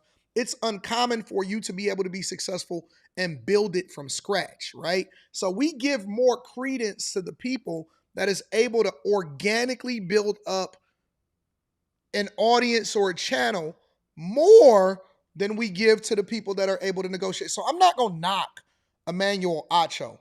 I'm being objective as much as I can be objective about this because I'm looking at this from a lens of business and culture. I'm not looking at it from the lens of whether I like Emmanuel Acho and Speak Easy. That's personal preference. You can take your personal preference and determine whether you like them or you don't like them. If you want to watch them and you don't want to watch them, that's up to you. That's not what I'm speaking on. I'm speaking on whether it is logical, whether it makes sense, and whether people should be held accountable for what it is. Now, let me tell you where the problem in this is, right? Because it's a couple cons that go along with this. The problem with Emmanuel Acho is the reason that this became a conversation piece in the first place, because nobody would be tripping on him if he didn't do this. If he didn't come out and post the numbers like they got it out the mud, then nobody would even be having this conversation because we understand the game. Is it a bad thing for you to be able to negotiate in the way that he got it? Shout out to him. Is it a bad thing for him to be able to negotiate and say, hey, listen, I want this channel on my way out the door from Fox since y'all gonna let me go? No, it's not a bad thing. I don't see that as a problem. The problem is when he came through and he tried to make it seem like, no, man, look what I did by myself. Y'all behind me. That is when people started to pay attention and say, hold on, man. Why did he post? Why did he screenshot this? And the screenshot will be logical if you built it from scratch. But see, initially, he tried to, this is what we call a white lie, right? He put this out there without the additional context, but because he started being held accountable, then he had to add the context, and he's trying to clean it up now. There is nothing wrong with acquiring. There's nothing wrong with buying. Listen, I've had people come to me and say, hey, Anton, what do you think about acquiring this channel? Or what do you think? Hey, man, we looking to get out the game. We're looking to get out the game. What do you think about acquiring this channel? And I said, I don't see how that makes sense because I already got a platform that compete with it that I built up organically from people that really rock with it, right? So the problem again is he posted this on purpose, trying to make it seem like, because look at it. He says, since I formed Speakeasy and went to work. He posted this with the perspective of, yep, look what I did. Yep, you can't really talk about it. It was like a humble brag, which I don't have no problem with people bragging, but see, you got to have your ducks in a row. You can't leave open the door for somebody to come behind you and say, yeah, I feel you, big dog, but come on, man, let's look at how we did it. So I don't have any problem with him buying it. But he's not acknowledging the fact that the reason why people forced him to start addressing this in the first place is because he posted this on Twitter, right? Now, the other side of it is he's right about some things and he's wrong about some things. He's right about the idea that just because you acquire an asset does not mean that you're not supposed to work it. If you don't work it, if you're not posting, if you're not building, if you're not live, if you're not a decent quality show, then it doesn't matter what you buy. People are not going to tune in, or when they come to check you out, eventually they'll tune out. All right? That's the pro. He's right about that. The con is you still got a leg up because you got the notifications in a general sense and the recommendations to an audience that Skip and Shannon already built. So yes, most people don't get 500 to 700 watchers when they first start a show. It's just the facts. When you building something out of the mud, I think my first live stream that I did by myself on my own channel, I think I had like 100 and something watchers. And that was mainly because most people was not used to me going live because I had only been putting up pre-recorded content. Right? So, yes, you still got a leg up, but no, you should not be held accountable. But yes, you did build it, but at the same time, let's acknowledge the fact that Skip and Shannon did all of the work.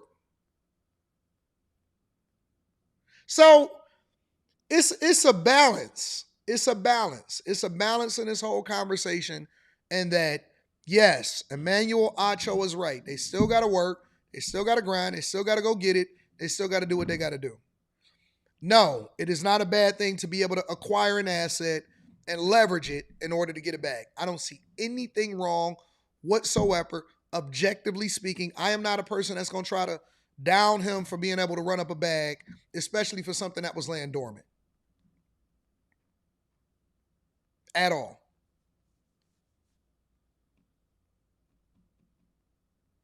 The other side of it is that the reason why people started coming at him in the first place is because A, he posted this, right?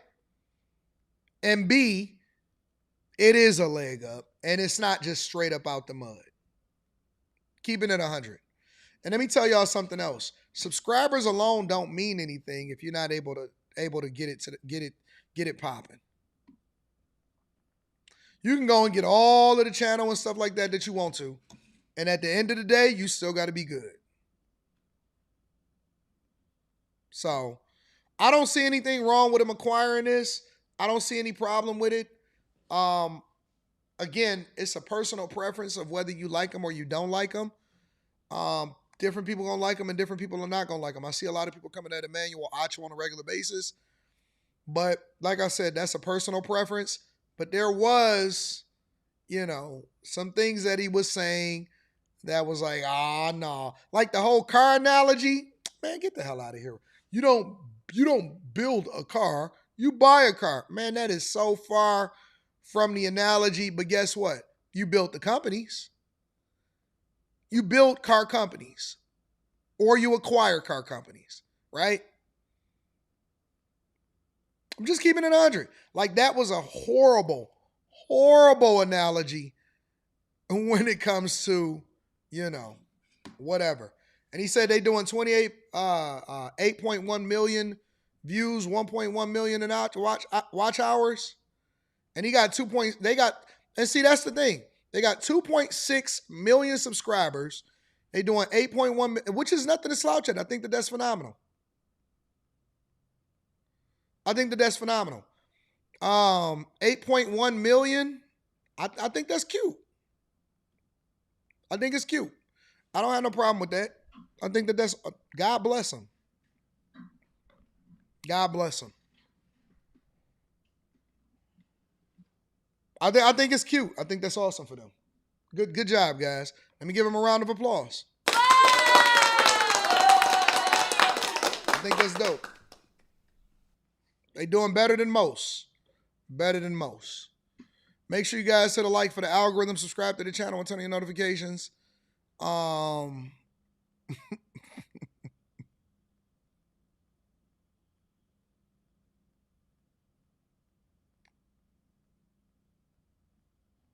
I think they're doing better than most. I think that's dope. Good for them. Very, very good for them. Michael Armstrong says, thank you, Anton Daniels. Great relationship advice. You're welcome, big dog. I appreciate you for tapping in. All Natural says, my friend girl, having her first wedding at age 51 in February, a 7-day cruise.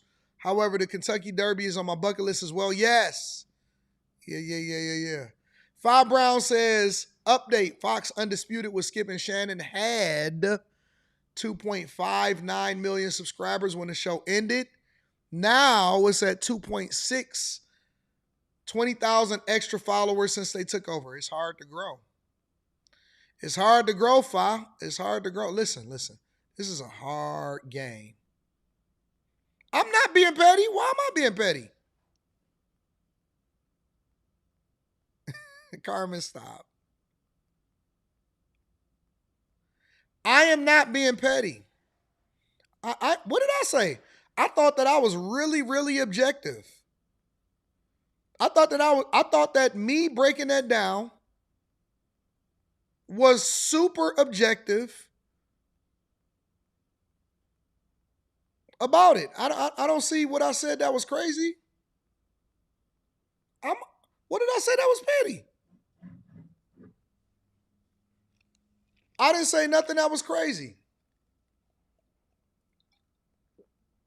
I gave him credit. I gave him props. Because I said it's cute? Come on, man. Saying that it's cute is not petty. I gave him props. I gave him accolades, and then I showed why people were going off on them and why they was trying to hold them accountable. And that's just the culture. I don't think he should care. I don't think he should care about what everybody else think. I didn't say he was cute. I said that was cute. The flex was cute. I think that the flex was cute. I think it's cute. Y'all a mess. Y'all always trying to start something out of nothing. Nobody is starting something out of nothing. I think, listen, content creating is hard. It is very, very difficult. A lot of people don't understand what it's like. It's very difficult to build an audience, keep an audience, do views, do all of that stuff. It's very difficult. Basically saying, I see y'all little YouTube channel. No, this is y'all saying that. You had that smile on your face when you said it was cute. This is y'all saying that. This is not me. This is not me. This is all y'all. This is all y'all. No, I gave them their credit. Petty Pendergrass.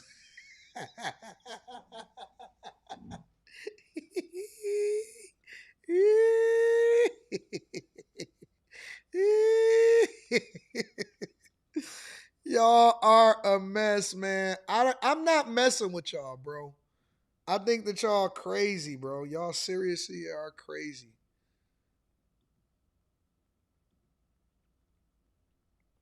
I mean, I think for me that wouldn't be.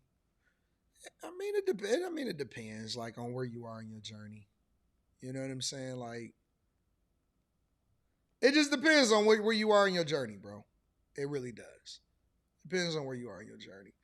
You can't discredit or any of that. Everybody had to grow. Everybody had to get to it. But I will tell you this.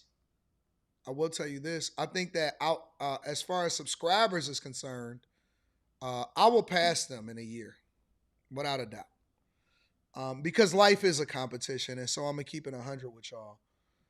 In a year, I will, without a doubt, be way more. I will have way more subscribers. As far as views and stuff, that speaks for itself. I'm not gonna get into that. In a year on the Anton Daniels channel in particular, we'll have way more of an impact than what we see happening over there. Just subscribers wise, views wise, it's a little different. You know, I'm thinking about acquiring some channels.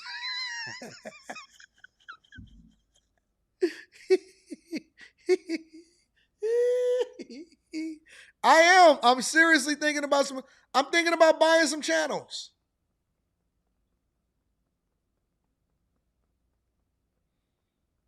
I'm thinking about buying some channels. If they was to sell it, what would they sell it for?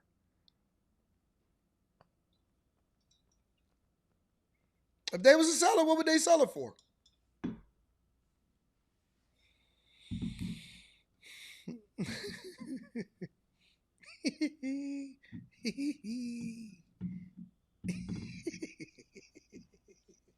I'm about to go on a channel spree.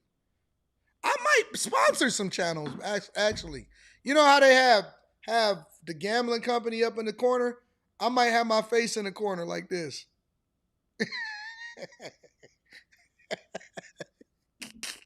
What up, Slimmy?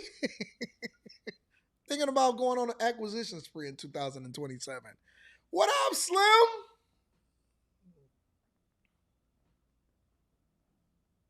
What does rent freeze mean?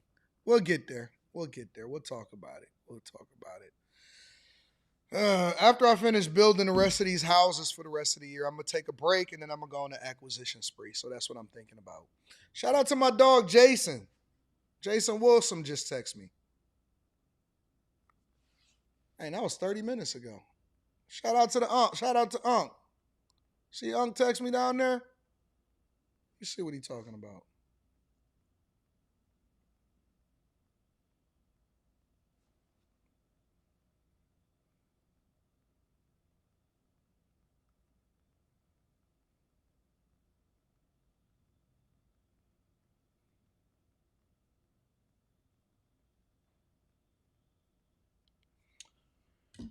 Why don't you live stream from the AD channel?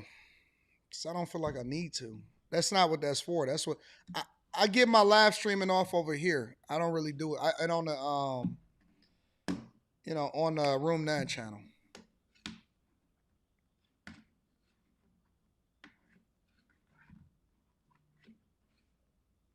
Let me read some of these.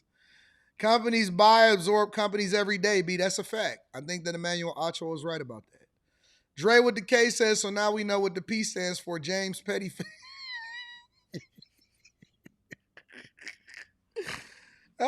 Anton, if you're serious about buying some channels, this one has 2 subscribers. I'm sure we can make something out. Yo, the chat is wild. The chat is wild. Oh, man. Come kick it with your boy. You're gonna have to put my face on the video, but we can do an acquisition. But that's gonna benefit you because they're gonna know now that you're an Anton Daniels product. Now you're part of the algorithm. You know.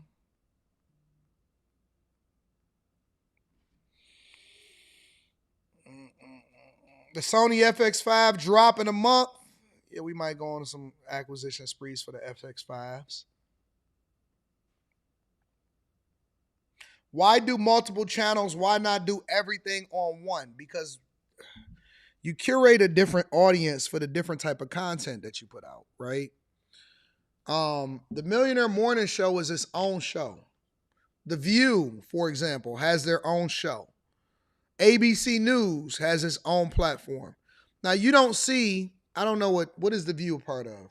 The ABC, CNN, something like that. You're not going to see The View on that thing. Like it's got its own channel, its own thing, its own audience, its own following. You know what I'm saying? So, yeah, man. Let's go into this Gilbert Arenas conversation. I do think it was a good conversation to have, though.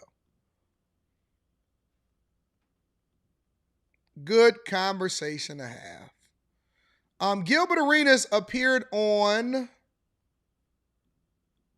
7 p.m. in Brooklyn, which is Carmelo Anthony's platform.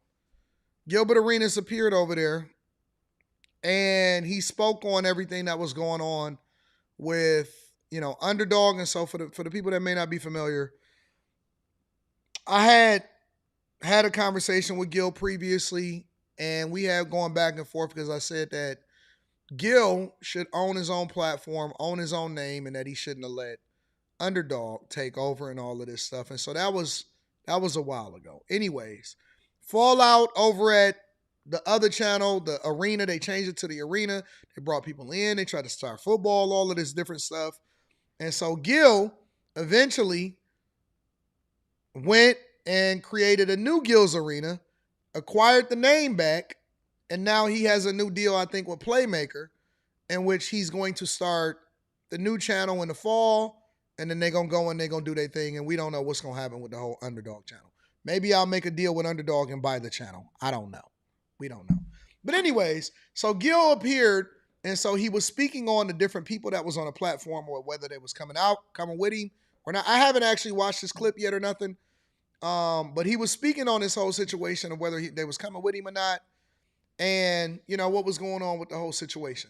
So that's what we're about to get into. Make sure y'all hit a like for the algorithm, subscribe to the channel, and turn on your notifications. What happened with Underdog, man? What happened with Gil's Arena? What's going on, man? We gotta know. I gotta put my journalism hat on, man. I gotta get the scoop. What is? Let me say this: Gil has been making his rounds lately.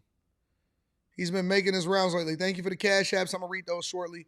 He's been making his rounds. I've seen him on LeVar Ball's platform. Now I see him on 7 p.m. in Brooklyn. He's making his rounds. Well, what happened to the show? I wasn't on probation. Okay. We don't talk about it. You know what, Slim? That's why I say that we probably should be doing a Saturday show, because we need to be talking about sports topics, even outside of sports itself.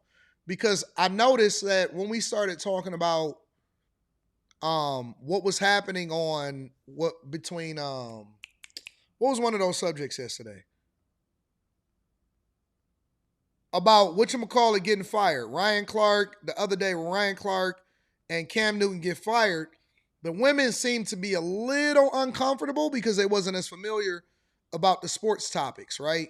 And so I tested it out for that show, but then I was thinking to myself, yeah, we're going to have to make a separate show for all sports-related topics, because whereas me, you, and Quentin was excited and engaged, the women felt they seemed to be a little fish out of water, because they wasn't really familiar with what was going on with that. So we may have to separate that and have that as a completely different conversation. Okay. It was just like court was happening. I just walked out. I got to take this shit. It was a house arrest.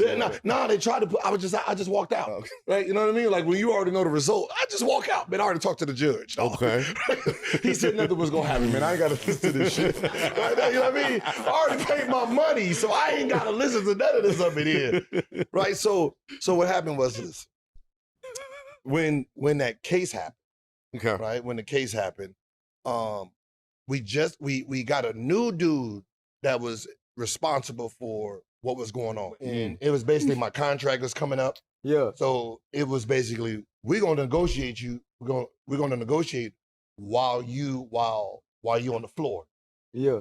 Right. So it was basically it seemed like just a takeover. Oh, yeah. So I figured that, bro. I knew that when that whole case thing came on Gil, that probably affected a lot of stuff, especially when you got other people that is involved and other companies and sponsorships. That's why I like owning my own, because can't nobody tell me what I can and can't do. You know what I'm saying? But then you have other people coming in, and an underdog brought in a new person to run the show and stuff like that. Man, I ain't got time for that, bro. we started off number one basketball show, right? Live show on the internet. We go from 4 days, thinking we're about to get 5 days, go to 2 days. Right? So it was basically this big standoff. So it's like, all right, this is how y'all want to play? And it was like, yeah, you know, this is part of negotiation. And I was like, you don't want to negotiate with a dude like me. I'm an athlete. This is what I do. Yeah. I like this type of back and forth. So I thought we was family. If you're going to let the dude come in, I know how this is going to end. He's not smart enough in this tactical realm to go against me. Because if they fire me, I get all my Gil's Arena rights. Because once we're done, I get my Gil's Arena rights, and I didn't want to wait till June 31st. Right? So I wanted you to do in May. And then because once May came and you did it, y'all are fired. Yeah, all y'all fired the day after. You went to them earlier? Who? Did you go to them earlier and say that you was ready to be done? Underdog? No. See, this was an underdog. Oh. This was that dude. Oh, that they bought in. The dude, like the dude that just came in. So because he wanted to negotiate, I negotiated the way I negotiate. Who you negotiating with it? I go straight to them. Hey, listen, when I end, I have the rights to Gil's Arena. So what you want to do? Well, we're gonna go with you. All right, bet. And I said, hey, just keep negotiating with him. I need to see who he really is. I want to see who the cast is when they think I'm out. My enemy's enemy. Yeah, so I just sat back. I just sat back with all the raises in my pocket, just sitting there. Oh, you want to keep shouting them out, huh? Oh, you keep shouting out. Wait, hold on. Like you gonna keep shouting? Like I don't mind the underdog. Me and the underdog are cool. You keep shouting out that name. That name is an enemy. And I told you he's an enemy. So Gil is basically saying his op was a new dude that had came in that was trying to use his situation as leverage to get a better negotiation for what was going on. And he said because of that, he had an opportunity to see who people really are. Because of that, he had an opportunity to observe when people thought that he was down and out, when people thought that things was going bad, when people thought that, you know what I'm saying, everything had got jammed up. He had an opportunity to see who people are. And you're going to keep shouting them out, not realizing you go there, you're dead, because he dead. And then you're talking about, I don't want to, name specific names, talking about... Cemetery Larry, he in the cemetery. Cemetery Larry, I like that. Cemetery. I got his raise right in the pocket. Now I got to give it to somebody else. Now I got to give everything he worked for, I got to give it to somebody else because the person he went with, he did. He got nothing. Damn. He in the grave. He next to you. Y'all both buried the same place. I knew I would like you, nigga. I knew I would like, because you petty as hell. This is good. Petty as hell. But think about it. If everybody think you out, right? You really got to see who they are. Yeah, I said it a long time ago that Gil was a talent, but more importantly, you can't take away what he's already...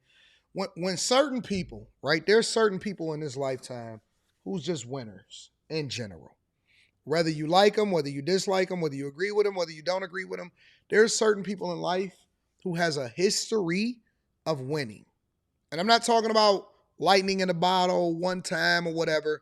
Somehow, some way, they figure it out. There's some people, in my opinion, that you really just don't bet against. I'll tell you somebody that I think is going to come out and eventually they're going to be back on top in some capacity. I think Puff.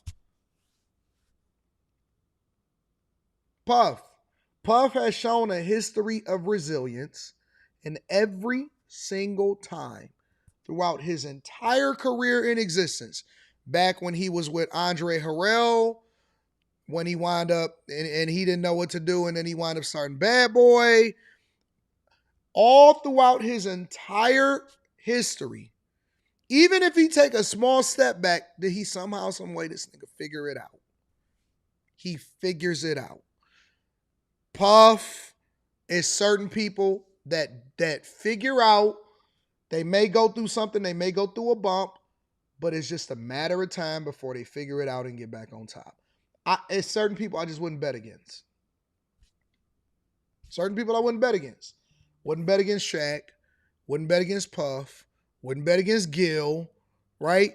Gil is one of those people. He's one of the ones that he did it in the NBA. Agent Zero got one of the best contracts from Washington, right? Then he figured it out on content creation and YouTube, and he figured out how to make a name for himself.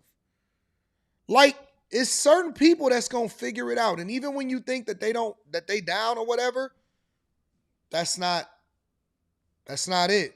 It's not it. And so I just wouldn't bet against those type of people. You know? I just wouldn't bet against those type of people. Cameron seems to be one of those type of people. All throughout his life, right? First, he was with, he did his own thing. Then eventually he evolved and then he created Dipset. And he found a way to, get himself in a position of where he's going to do whatever he's going to do. Then he came back, after Dipset, and he started a podcast and that kind of hit. And again, regardless of what you may feel about him or how you may look at him, somehow, some way, he's one of those type of people that figure out a way to be successful. Joe is one of those people. There's just certain people in life that you know what, man, they're gonna be all right. They may be going through something right now, but they'll be all right. They'll figure it out. Right? They're telling me, oh yeah, if you don't want to negotiate, don't come to work. I wasn't planning to come to work anyway, goddamn it. I'm building a new studio back at the crib. Okay. Now August, the plan to bring Gil's Arena back independently. I know you spoke about that. Is that still a goal? See, it was going to be August because I wanted to jump them. Right. Right. Because they was going to come back like September, October. So I wanted to start in when they was on vacation to take the time slot from them. Okay. Because they're not going to want to compete. Now they fired.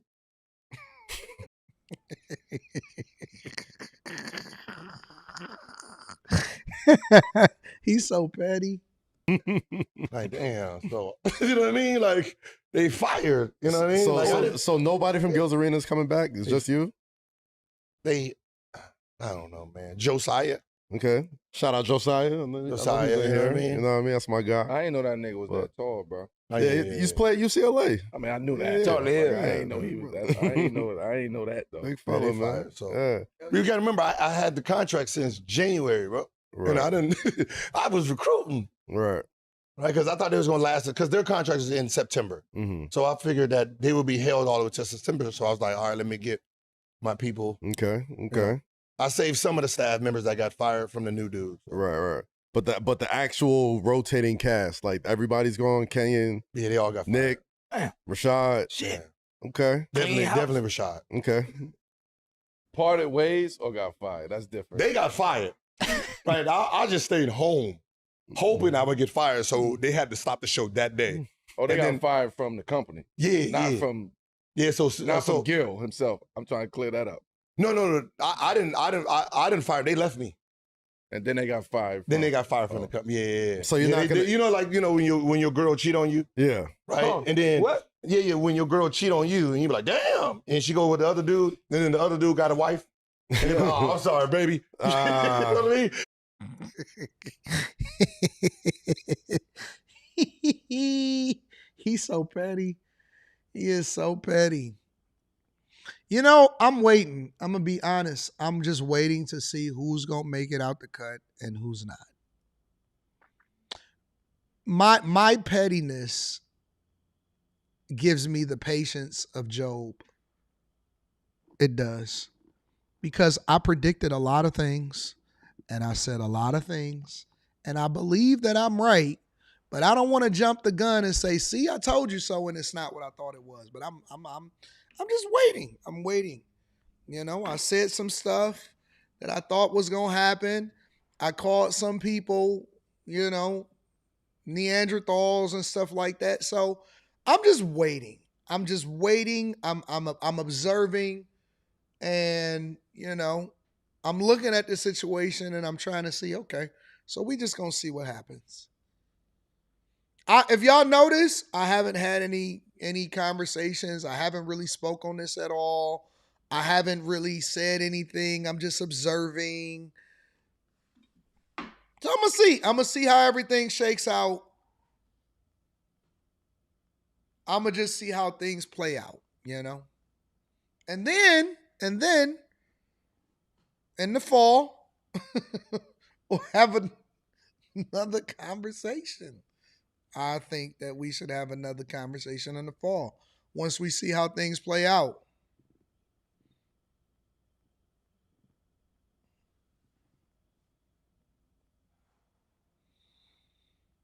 Nah. In this content game, sometimes people say things, and we got to see how that show out. We got to see how that play out. Because it was a producer. It was somebody that was in the background, like one of the editors, producers or whatever, and they said that they was talking negatively about Gil behind his back when he wasn't there. And so I can see. Yeah, I'm in the cut eating a banana. They just stuck with the egg on their face. You know what I mean? That's what that is. I ain't fucking with you, man. I ain't fucking with you, Jay. Nah, man.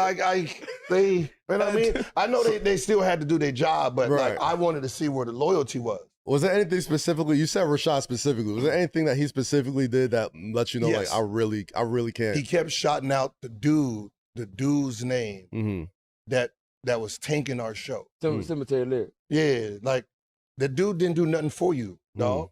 He didn't. Your deal was done before he got here. First of all, real talk. He tried to fire you at the beginning of the season.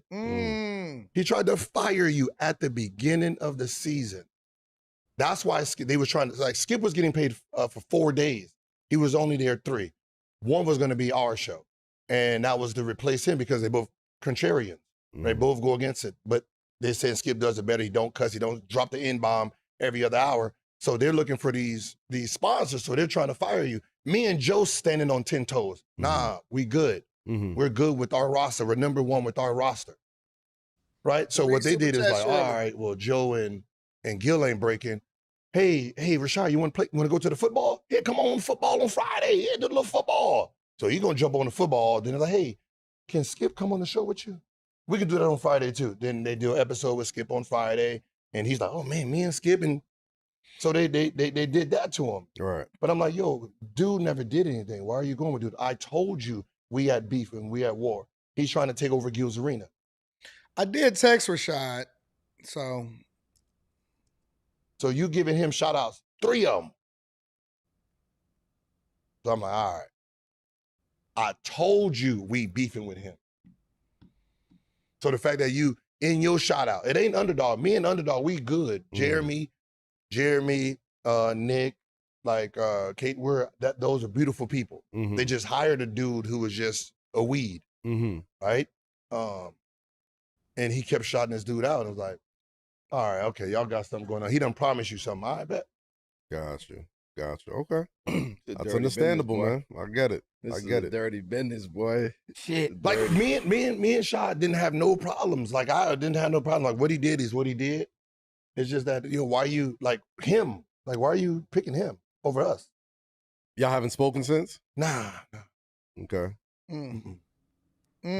How can you do that though? Like I understand where he's coming from. I mean, listen, you might want to hear him out. No. What I'm saying is if it was Underdog, like giving him a better position and say an Underdog and Jeremy, like, yo, we want you as a star. I know how it goes. Like, the shit you did for 4 years, you deserve your own show and all this. Yeah. That's understandable. Yeah. But I told you, I have a problem. Me and Joe, he's trying to fire us. He tried to fire you. We beefing because of you, technically. Because we not letting what was going down go down. We're not integrating. This was player podcast. Right? So we're standing down for you. So for you to pick his side, that became a problem. So Gil basically saying that it's a loyalty issue. That's why Gil, I ain't gonna say he mad because he doesn't seem mad, but he's basically saying that he had an opportunity throughout this whole situation, and usually that's how it plays out, to be honest with you. What usually happens is when you start to go through something, I can relate. I'm pretty sure that it's people that's watching the show can relate. When it seems like everything is working against you or you're going through stuff or whatever like that, a lot of times what will happen is you get to see who's rocking with you and who's not rocking with you. It's just the facts.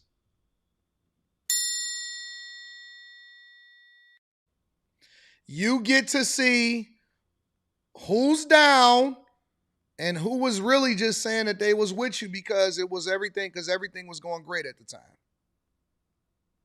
Because everybody was winning, everybody was getting the bag, everybody was running it up, and all of that type of stuff. I'm keeping it 100 with you.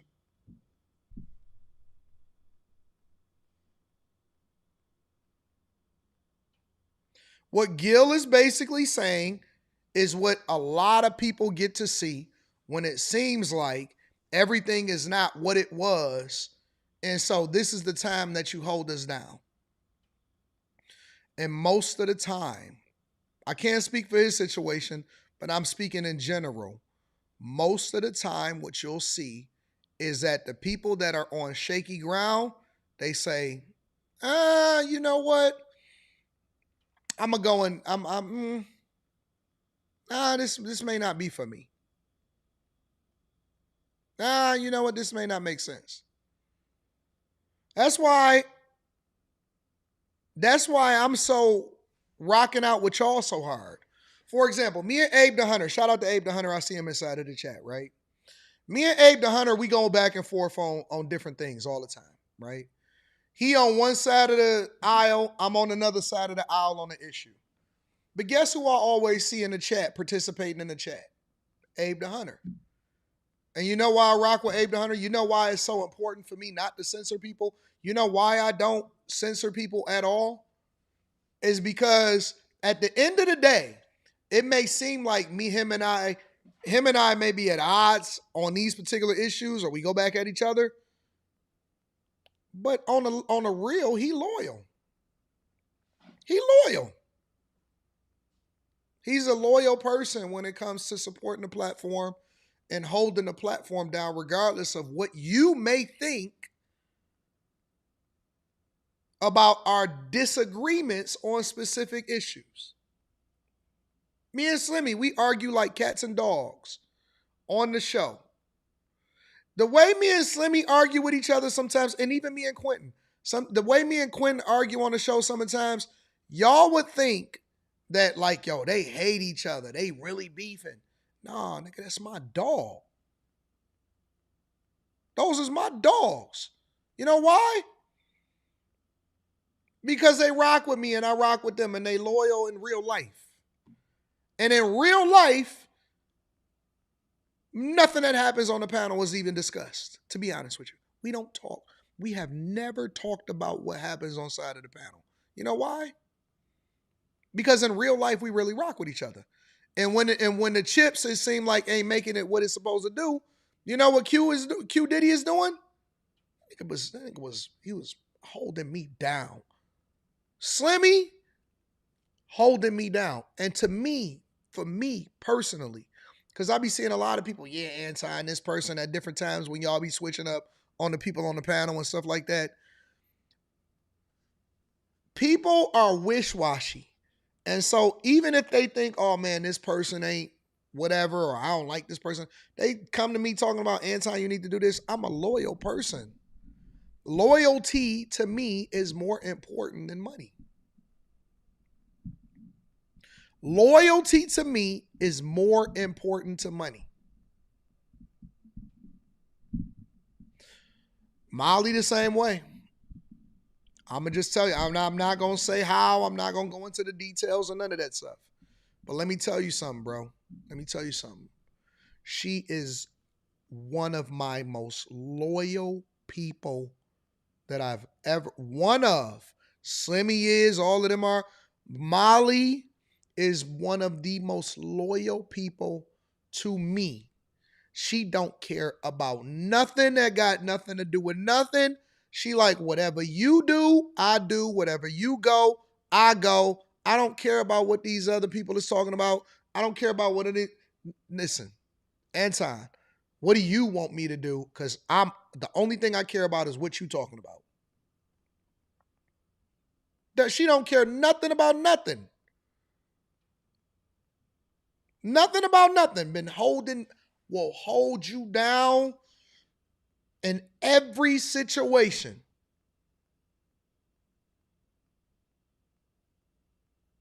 And unless somebody show me something different, I'm going based off of what my experience is with them. Real talk.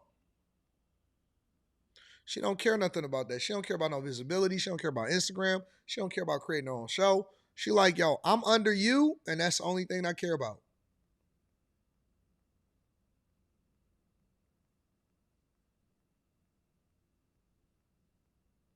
That's just the way that it is.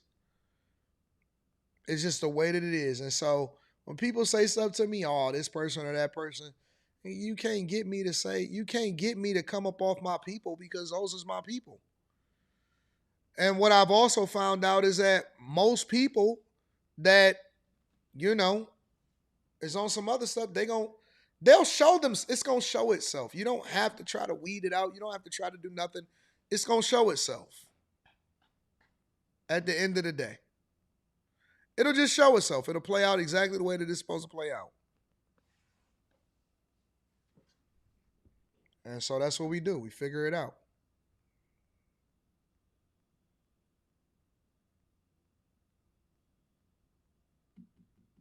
Make sure you guys hit a like for the algorithm, subscribe to the channel, and turn on your notifications. I guess we can get into Jasmine Crockett after this. She says some pretty wild stuff. I thought that Jasmine Crockett was going to go away, but apparently she's not. Let me read a couple of super chats, and then I guess we'll do our A and B selection for the day. Purple Haze says, remember the story you did on the new CEO at Xbox? Now they're giving rights to games Now they're giving rights to games to gamers versus PS5 moving away from physical copies. You think this is a great move by great chess move by Xbox? I don't know what you mean. Now they're giving rights to games to gamers. What do you mean by they giving rights to games to gamers? Let me look it up.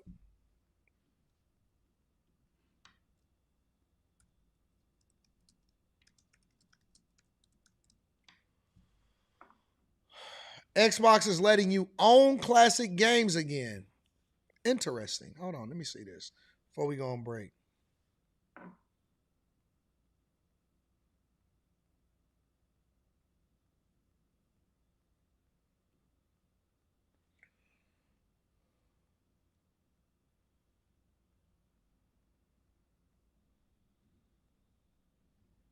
This just broke yesterday. All right, let me deep dive into this. I got to see what you're talking about, big dog, before we go on break.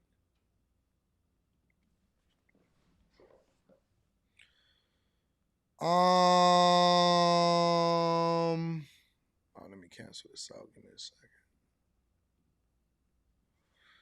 Xbox is bringing backward compatible games to your Windows PC.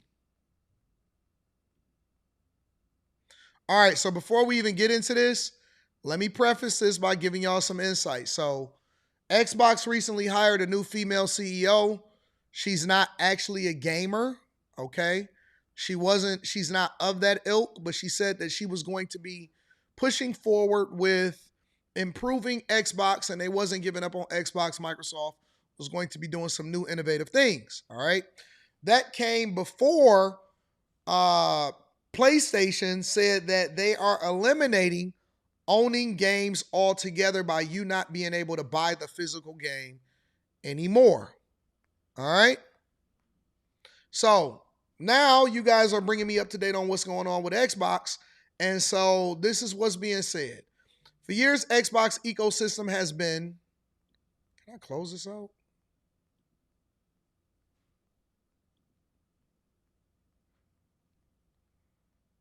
All right, let me go back over here. All right, for years, Xbox ecosystem has been, so much for that, has been a go-to place for backward compatibility gaming.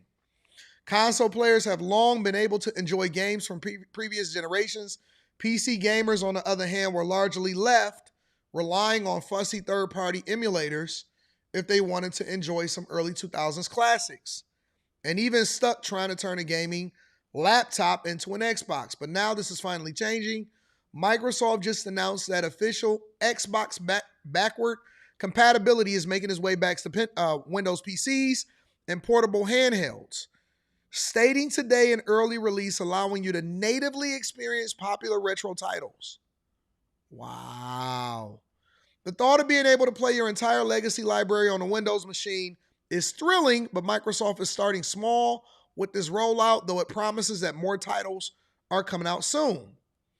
At launch, this backwards compatibility program will only feature 4 original Xbox games: Fusion Frenzy, Blinks, Crimson Skies, and Conquer. You can purchase each game title and enjoy them via any Xbox Game Pass plan, or enjoy them by any Xbox Game Pass plan, which Microsoft just dropped the price of. That license now carries over into your PC or handheld and includes portables like Xbox Ally X or ROG Xbox Ally, ROG. Bringing these games right to Windows means Microsoft has built it out and officially supported emulation layer into its PC ecosystem. Say goodbye to the sketchy ROMs and complex plugins. Now you can just download these classics and launch them into a single click. With a single click, it's a win for the video game preservation and makes original Xbox games more accessible to players. The most important or exciting part of this new announcement isn't just the sheer convenience of playing original Xbox games on your computer, but the modern features Microsoft is adding in. First up, these titles will feature full support for Xbox achievements. When the original Xbox launched back in 2001, achievements didn't exist yet. Now, completionists have a brand new reason to revisit the games they beat decades ago. Microsoft does note, though, that achievements for these games won't be available until later this year. So you'll have some time to hone your skills on these vintage games before then. And yes, you can use the Xbox controller on your PC along with other cool things. Microsoft is also letting players customize their graphic settings with options like Versus VSync support, 4x resolution, upscaling, enhancing anti-aliasing, full screen and windowed display modes. You'll be able to tweak the audio and language settings. Then it says the minimum systems, so on and so forth. So, okay. So it looks like Microsoft is basically creating a way for hardcore gamers. All right, so this is what I think about it. All right. Super hardcore gamers are going to love this. Casual gamers are not going to care. And when I say hardcore gamers, I'm not saying people that game hard. All right. There's a lot of people. There's a lot of people that play video games religiously, but it's not a lot of people, in my opinion, that are hardcore gaming enthusiasts. Gaming enthusiasts are the collectors.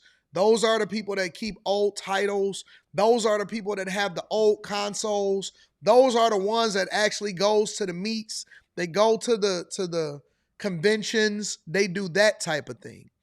I think that hardcore gamers are going to love this. This backwards compatibility is a way for them to basically undercut what PS5 or PlayStation is doing. And I think that the hardcore gamers, especially the ones that enjoyed certain titles from the early 2000s, one of my favorite titles to play on Xbox was a game called Splinter Cell. I loved Splinter Cell. That is my favorite game of all time. They had a multiplayer where you was able to go into, and it was the Mercs versus the Spies. And the Spies, they had my favorite map was this hospital. It was like an abandoned hospital. I love that game more than any other title that I have played in my entire life. Splinter Cell, and I forgot what it was called. Let me see what the Splinter Cell titles are.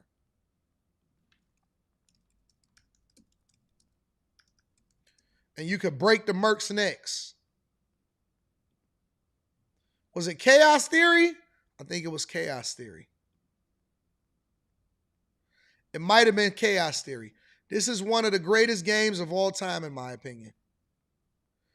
Pandora Tomorrow and Chaos Theory is one of the greatest multiplayer games of all time.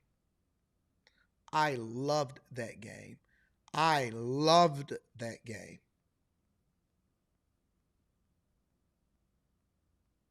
They messed it up after Chaos Theory, in my opinion.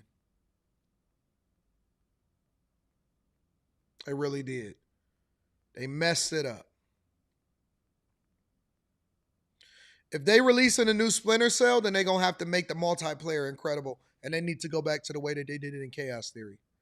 If they don't do it the way that they did it in Chaos Theory, I don't even want to talk about it at all. I remember when Rainbow Six first came out. That was one of my favorite of all time. You know, there's just some stuff that's nostalgic. And, you know, obviously you can go into the older titles. You're talking about Mario Kart. You're talking about all of that type of stuff. Smash Bros. All of that stuff, right? But my point is that I think that Microsoft is appealing to a different demographic of player. I do remember Altered Beast. Altered Beast was on Sega Genesis. It was the game that came with Sega Genesis, if I'm not mistaken. Yes. And my uncle had it. And we would sneak in when he would go to work, and we would sneak downstairs to play Altered Beast. I loved Altered Beast. I love a lot of games. Listen, I come from the old school. I come from Atari. I come from Contra. I come from Pong. I come from Street Fighter, Mortal Kombat, the originals. I come from all of those days, right? So there's a demographic of people that fell in love with games, and now they become collectors. A lot to keep telling y'all, Jawan Hart. I know a lot about everything. Man, listen. I've been on this earth for, are you talking about Mike Tyson's Punch-Out? All of that. I've been on this earth long enough to actually be able to speak to pretty much every subject, right? There's something, a lot, just because I don't talk about it or just because it's not a part of the platform, you know, as far as what we talk about on the platform, does not mean that this is not stuff that offline that we became obsessed about. You know what I'm saying? We loved it. We loved it. I was a gamer. I was a hardcore gamer. Hardcore gamer. I'm talking about getting quarters, I'm talking about asking your mom, hey, can I get $5 so you can get a whole bunch of quarters, and going down to the corner store and practicing all afternoon on Street Fighter. All afternoon on Mortal Kombat. Hey, can I get $5, Ma? Cool. You go up there, you get $5, you go to the corner store, you go over to the arcade, and it's up all day long. It's up. I met one of my best friends at the arcade.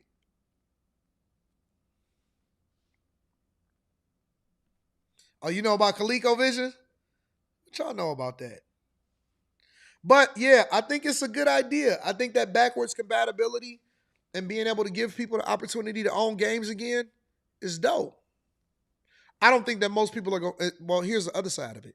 I don't think that most people are going to take advantage of it because I think that most people are streamers. People want the latest and the greatest, and they don't go back to play the games unless you're a hardcore gamer, a hardcore enthusiast. They don't go back and play the games, in my opinion, based off of nostalgia. I'll go back and play Splinter Cell right now if it's people on the server. I'll go back and play Tyson's Punch-Out right now. I remember it was a movie that came out. What was that movie that came out? Not Ender's Game. It was a movie that came out, and it was about, I think it was like Super Mario 3 or something. It was a big movie that had all of that. That was like the latest Super Mario movie, and it was like a competition. What was the name of that movie?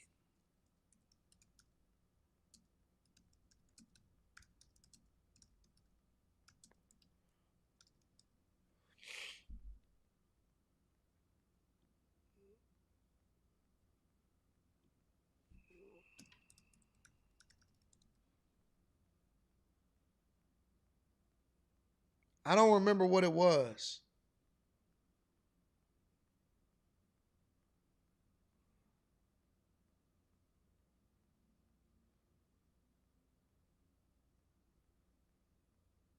I don't remember what the name of that movie was. But it was based around a Super Mario competition. It wasn't Ready Player, it wasn't The Wizard. Man, what was the name of that movie?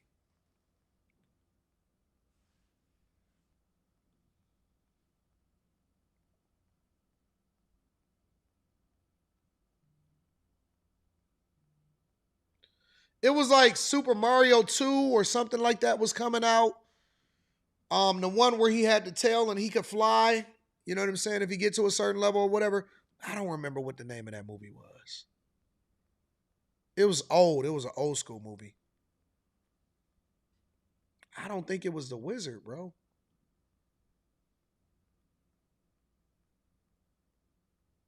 Wasn't just a magazine. What he's talking about. Was it The Wizard? Now, I'm going to tiptoe and be careful here because the movie doesn't frame this as what's literally happening is one mind. Jimmy is being institutionalized. Played by a young Christian Slater, fresh. The Power Glove was already sold out in stores by the time it may have been The Wizard. This wasn't a tease for something coming. The movie builds it into a whole spectacle. Alone in the basement, watching games. Yeah, this might be it. It might be The Wizard. Gaming turned into a stadium event was electric. And then the big reveal. The final round, Super Mario Bros. This is it. 3. This is it. All right, now try to picture being a kid in. Yep, this was it. Yep, because Super Mario 3, and I was like, man, that's crazy. But again, a lot of people is not familiar with it. A lot of people may not know nothing about it because, you know. I remember. Yep, it was that Super Mario 3 reveal. Yep, I remember it. So, you know, if you a person that's more nostalgic, if you a person that understands it, see, like a lot of people are not even familiar with the Power Glove. A lot of people are not familiar with all of that. A lot of people are not familiar when you had to be there when Super Mario 3 came out, bro. You had to be there when if you wasn't there if you wasn't alive to experience, that's why it's difficult to convince to try to help people to understand the impact of certain things during a certain time. You had to be there when these type of games came out. It was different. It was just different, bro. It was different. It was a whole nother wave, and it's like, wait a minute, bro. Wait a minute. What? Like the movies was the culture. The music in the movies was the culture, bro. And all we cared about, we didn't care about nothing except for doing this.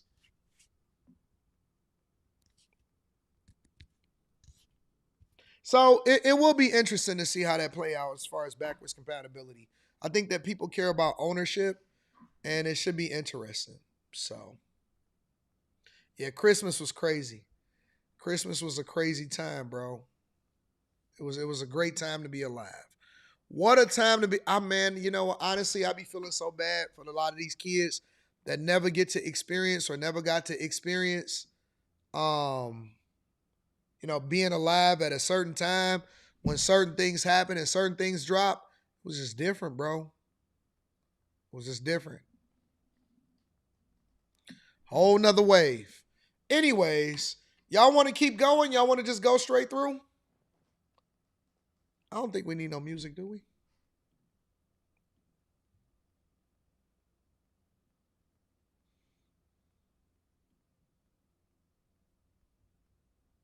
And obviously, I will be supporting my colleagues' amendment and voting against this bill. I yield back. Gentlelady yields back. Gentlelady from Texas is recognized.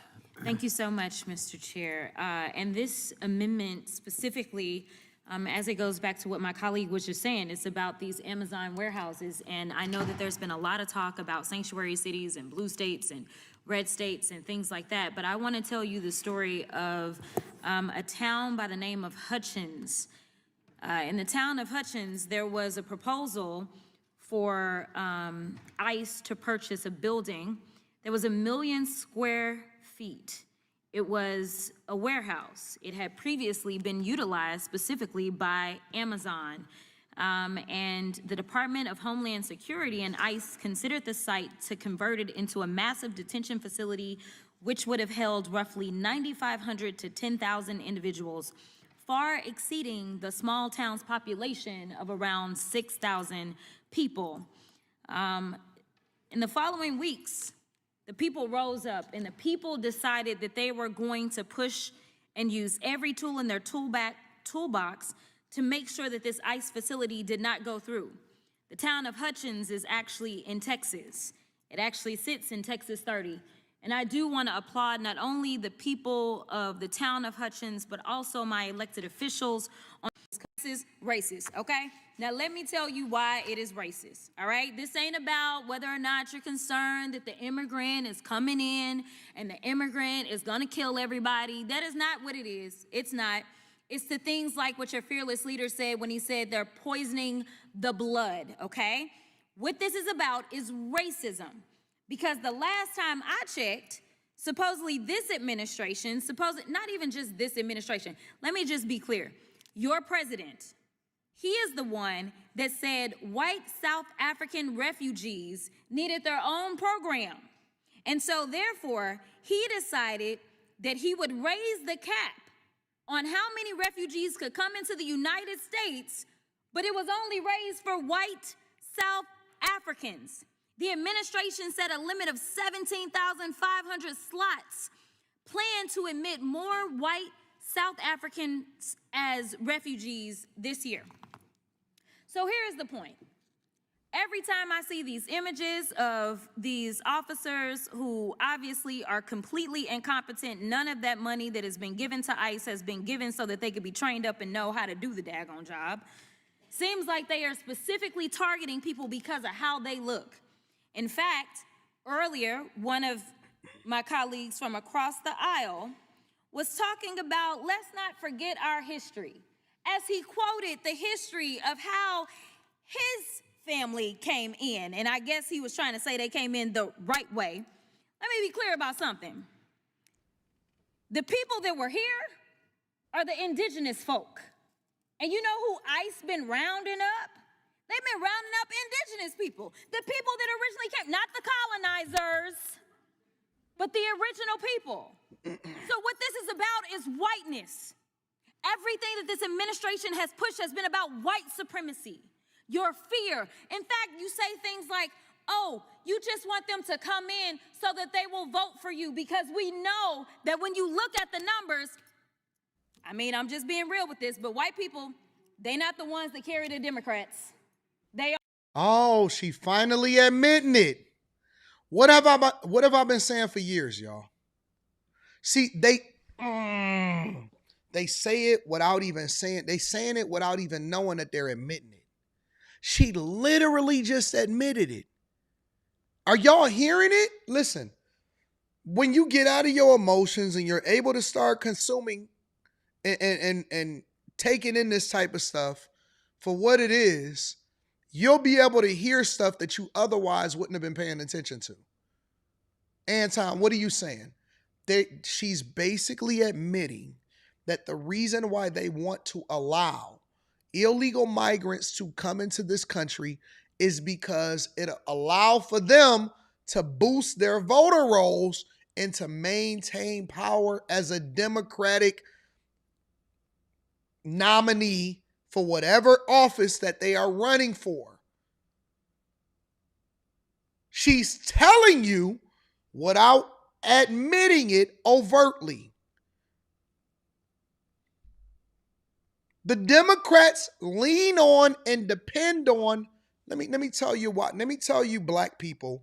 I'm gonna speak specifically to my black people right now. I want y'all to understand something, and I need y'all to hear me and hear me. For everybody that has a relative that you tried to put on and say, "Hey man, you need to listen to Anton Daniels," and they rejected you because they felt like they felt like they can't listen to me because I don't speak or preach the black message the way that they want me to. Tell them to listen to me right now so that I can educate them and I can put them on. All right?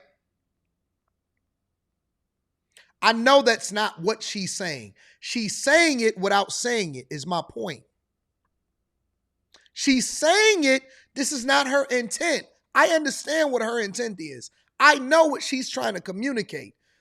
That's not what she's saying. Let me play it again for y'all before I go on my rant and tell y'all what's happening. We'll vote for you because we know it's like, oh, been about white. It's about is whiteness. Everything that this administration has pushed has been about white supremacy. Your fear. In fact, you say things like, oh, you just want them to come in so that they will vote for you because we know that when you look at the numbers, I mean, I'm just being real with this, but white people, they're not the ones that carry the Democrats. They aren't. And so this is literally about you say things, you tell on your. Let me play it one more time. Listen with an open heart. I mean, I'm just being real with you because we know that when you look at just want them to come in, your fear. In fact, you say things like, oh, you just want them to come in so that they will vote for you because we know that when you look at the numbers, I mean, I'm just being real with this, but white people, they're not the ones that carry the Democrats.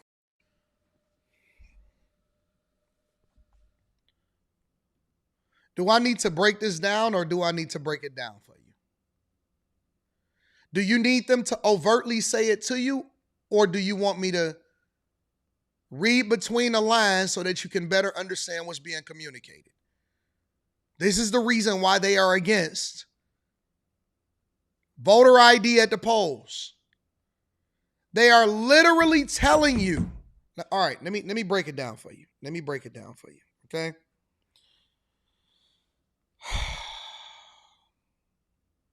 Black people, for example, should be insulted. You should be insulted that you are still a supporter of the Democrat Party, and here's why.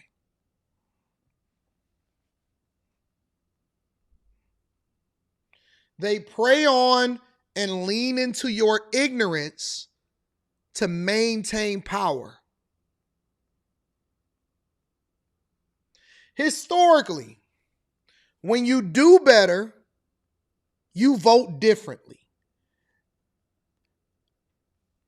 If you were a community activist when you were broke and when you were 20 and 21 and 22, the reason why our institutions become liberal hellholes and that they are making you take these humanity classes and they're trying to teach you how to think and what to think is because the reason why we had to dismantle the whole program behind DEI is because it wasn't a free-flowing information factory. It was a limited experience based off of them wanting you to think a certain way because they understand that by the time that you get a certain age and by the time that you accumulate a certain amount of wealth, that you're going to change your perspective based off of your lived experiences because you're going to realize, wait a minute, I got it out the mud. Why should this person take half of my income? Why should this person continue to run in the Victim Olympics? Why should I continue to support the most ignorant part of our culture? Why are they race baiting? Why are they continuing to allow for crime? We've been listening to these same messages since I was a child.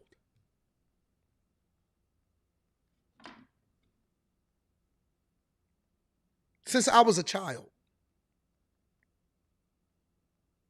They have not solved for crime in any Democratic city ever.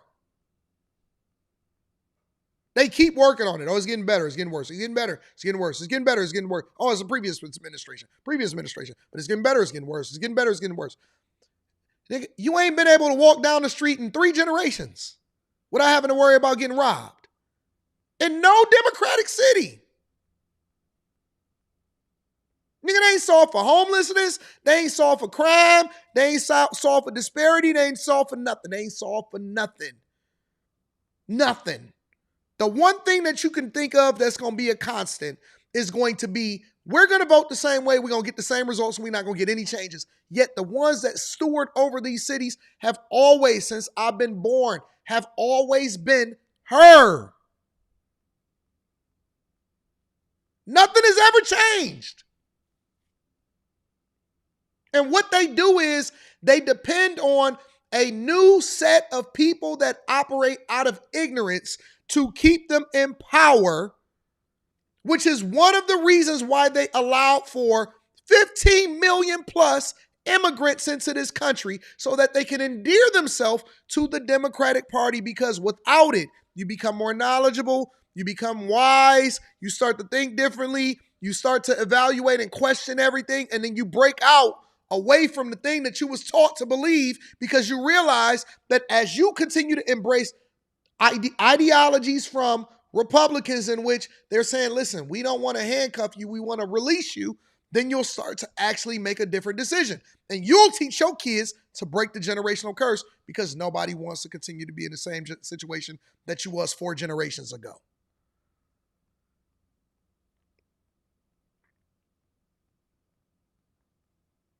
They need a new set of suckers every single time. They need new workers. They need new criminals.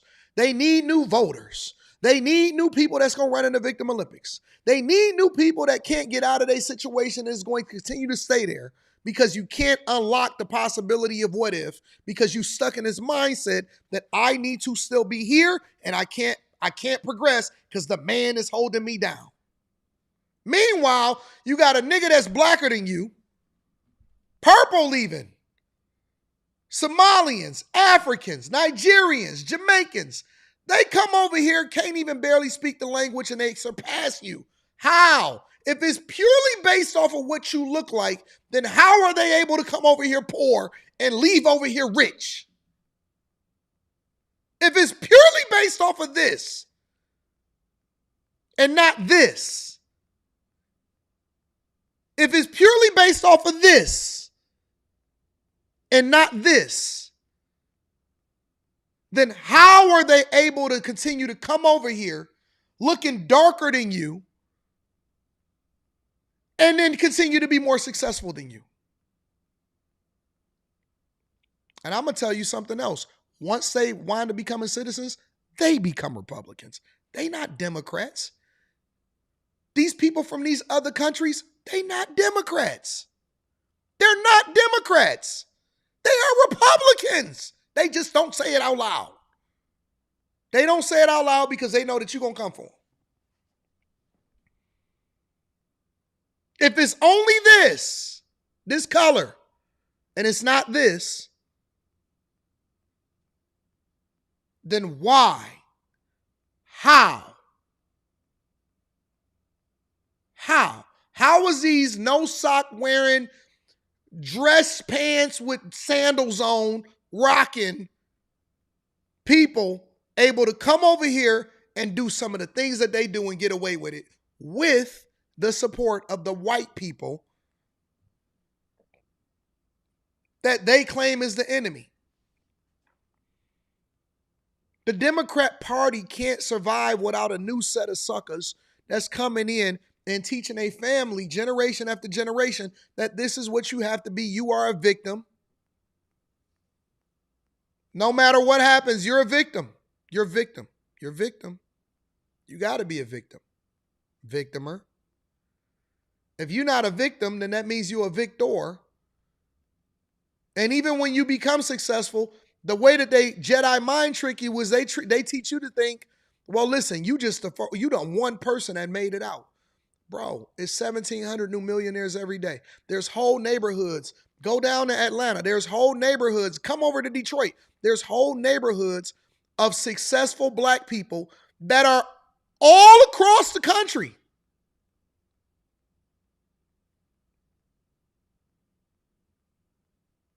A whole lot of them.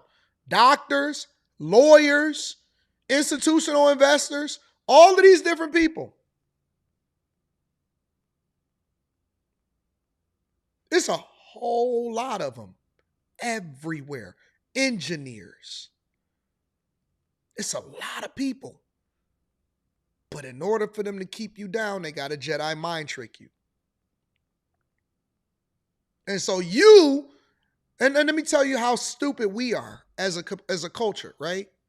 We'll sit there and we'll support these idiots, and they're trying to find our replacements. You don't even like people that's not from this country.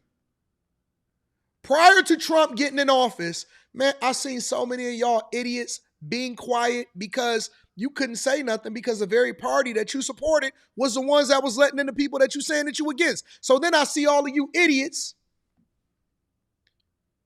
on a regular basis supporting these dumb blackity blacks, and they keep saying, well, listen, we don't like people that ain't from here. We don't like people that ain't from here. They tethers. So why you letting so many fucking tethers come into this country and take what's yours then? If you don't like illegal migrants coming into this country, then why are you then supporting a party that supports illegal migrants coming into this country to keep them in power and to replace you? It makes no sense. How are you supporting a party that's finding your replacement? That's like you working a job and then them going to get somebody that's cheaper to take your position so that they can lay you off. You gonna train them too? You're training them. You're training people to take your place. And so everybody was whisper quiet. Everybody acting like they don't know what's going on. We seen all of these people coming over here, and then they switched it up and they said, well, it's not about black. It's about people of color. It's about people of color. They don't even identify you no more, nigga. That's what you are to them. You ain't nothing more than an opportunity for them to use you to find somebody else to keep them in power. You the real sucker, and you don't even know it because you can't even think for yourself. You group think groupie. Let them call you people of color. What? You let them put you in a group of people of color, and your ancestors is rolling over in their grave because they died for you. They died so that you can have a privilege that nobody else has, even as a Democrat, and you still dumb. You let them finesse you. Now you a person of color.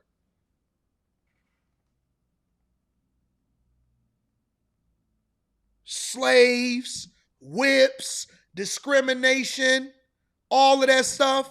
And now all of it. Listen. You can say what you want to say, but it ain't nothing that I'm saying right now that's not true. And ain't not one word that I said right now that ain't true. At all. At all. Whatsoever.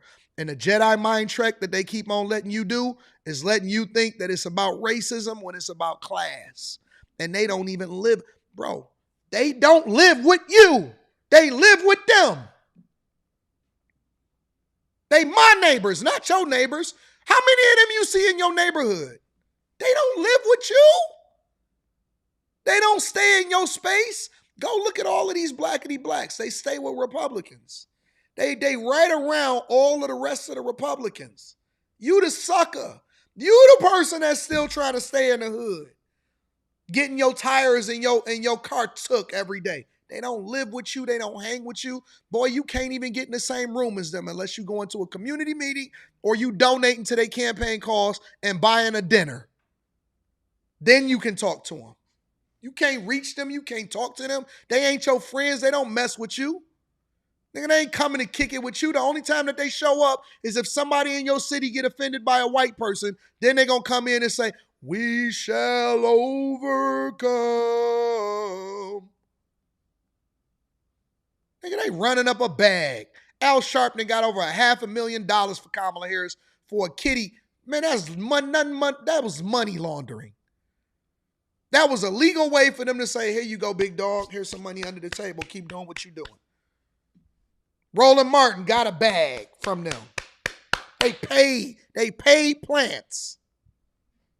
A paid plant. They was getting money from that campaign. Man, they don't care nothing about you. They ain't in your neighborhood. Man, y'all die every day. I said this yesterday with the whole situation. Y'all keep on letting them finesse y'all talking about Nolan Wells. Bruh, the Quandre and Shaniqua is dying every day inside of y'all neighborhood, and nobody give a flying fuck about them. They don't care about who you dying in your neighborhood. You just another name, another number. That's all you are. You worth more to them as you continue to make sure that you only 13.6% of the population. They ain't trying to stop Planned Parenthood. They ain't trying to stop none of y'all. They ain't trying to stop y'all from continuing to populate. They don't care nothing about you. You a sucker. You nothing. You're nothing. You're a speck of dust. If you didn't, bro, the only reason that they even consider you is because they're trying to mobilize you to vote for them. Talking about these worthless cases. Nobody care about these cases. Man, this is planted on y'all. You so easily finesse. I do stories every day. This person died. This woman is getting killed. This woman got caught, found inside of a trash can, and don't nobody care. Ain't nobody coming in y'all neighborhood. Man, how many times y'all see them walk in Chicago? Ain't nobody walking in Chicago. Ain't nobody marching in Chicago. Ain't nobody going to Memphis. Don't nobody care about Memphis. Nobody cares. They don't care. They're more likely to be out there with the Mexicans in Los Angeles than they are over here in Memphis. All of the celebrities live in California, in Miami. Welcome to Miami. They live with all of the folks. They out there partying. They having a good time. You see them pull up for a Jay-Z concert and you feel like you a part of them. You ain't a part of them. They don't like you. They don't want to be amongst your kind. They're not talking to you. They're not having a conversation with you. You're not invited to dinner. They wouldn't give you a scrap if you was starving to death. They wouldn't give you anything. Meanwhile, the real people is right here in the trenches with you every single day. And you know what you do? You disrespect them. You say negative things about them. You make them prove themselves over and over again. But you let these motherfuckers come in here and say anything that they want to say to y'all. Then all of a sudden, they just become a part of the crew. She wasn't even raised in the hood. She don't even know what your experience is. That's your leader? You want Joy Reid? Joy Reid ain't even from here. She never been to a hood in her goddamn life. Ain't never been in the hood. Don Lemon ain't never been where y'all going. He ain't never been where y'all from. He ain't been where y'all going, and he don't live the life that you live. But yet, for some reason, that's a representation of who you are. None of these people even of you. They're not of you. They don't even believe the way that you believe. They don't see things the way that you see. They don't even believe in God. These are not even God people. They don't even believe in church. They not from here. They don't identify with you. They ain't never been through what you've been through. But yet, for whatever reason, you keep pedestalizing these people. What's wrong with you? You can't even see clearly. But yet, we got to sit here and play this game with you every day. Every day, I got to play this game. How am I going to unlock the niggas every day from thinking the way that they think and don't even realize that they just another pawn? None of these people can identify with you. They're not even in your spaces. They wasn't raised in your space. Some of these people ain't even born in America. They're not even born in America. And yet I got to prove myself to you while they sitting here finessing y'all and y'all sitting here talking like we the ops. You're not even smart enough to go and do your research and your history to know that black people and black culture is a Republican people. We are a conservative people. And yet y'all got y'all sons and y'all daughters out here shaking it for a real one. And boy, did they use the music and the movies and the culture to do a number on you niggas. Did they ever? Did they ever? And the greatest trick, you know how they say the greatest trick is from the devil? You know that quote? The biggest thing that they say to you is, oh, it's not even affecting you. You can listen to it and it don't mean that you're going to be affected by it. No, some people won't, but most are. Most are. And so they use these celebrities. It's a reason why they got Meg Thee Stallion to get up there and twerk for Kamala Harris. And you were so excited. Beyonce!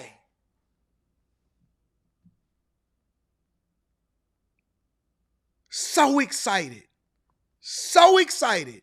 Yet Ben Carson, one of the smartest people in the fucking country, get up there and say something to you. Oh, that's fucking Ben.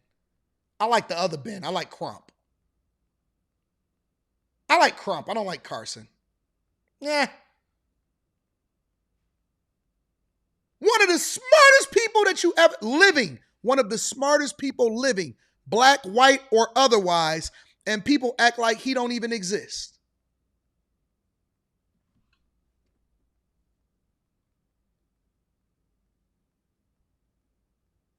I like the other Ben.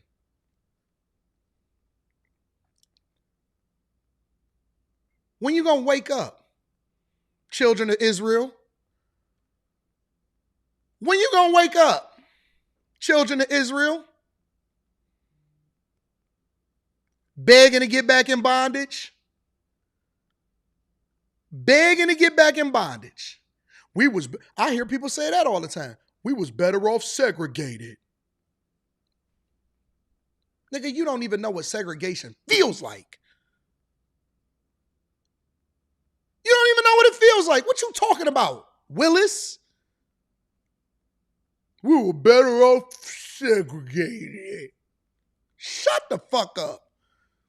Too many niggas with a microphone don't even know what their lived experiences is really like.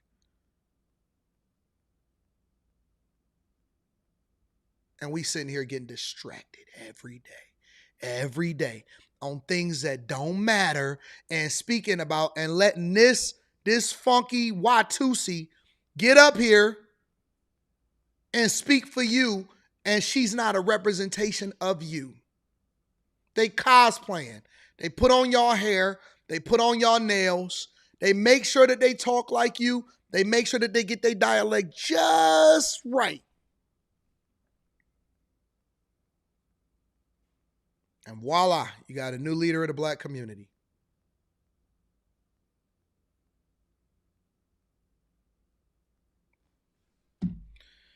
Disgusting. Disgusting. Everything about it is disgusting, in my opinion. Everything about it is disgusting. And we sit here and we can't even think for ourselves. Now, I'm not telling you that you should be Democrat or Republican. I'm not telling you that you should be independent or Green Party. What I am telling you is that stop being a blind follower and not being able to substantiate why you're doing what you're doing. Let it make sense for your family based off of your research, and stop blindly following these people and using their talking points when they don't even have your best interests at heart.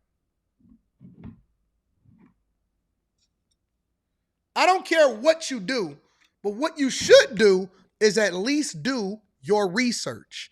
At least understand why you're doing what you're doing. Stop letting them use you for their purposes and you not even getting nothing from it. Different people do different things for different reasons based off of where they are in their life. I'm not going to tell you how to vote, but I'm going to hopefully help you to think differently about your circumstances so you can start to deconstruct why they doing what they doing.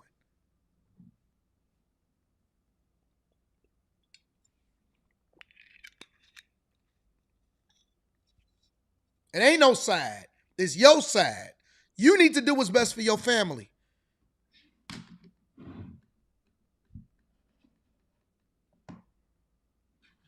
That's it. That's what it is. You need to deconstruct why you're doing what you're doing so you can do what's best for your family. And understand, it's a class war. It's not a race war. It's a class war. The poorer you are, the more they can control you because you're going to be looking for scraps. And people that look for scraps don't think for themselves. They just look for scraps.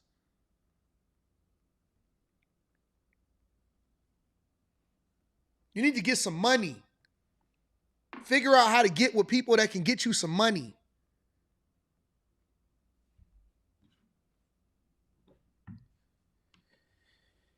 Come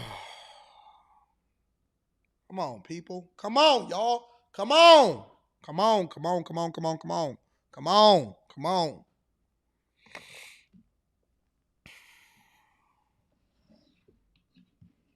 Come on. Read some of these super chats, man, before I throw my voice out.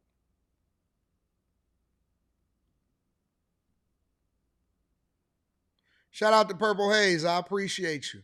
Return on investment in the building says, good morning, big dog. Just gifting to show some daily support and love, brother. Shout out to you. I appreciate your return on investment. Thank you, my friend. Be a Man Podcast says, remember when you could buy the physical software boxes at the store? Yeah, how did that play out? People don't need physical copies. Jay Dreamer in the building says, AD CEO of Xbox was a former CEO of Instacart. Purple Haze with a couple says they old games as content. They play old games for content. Yeah, that's dope.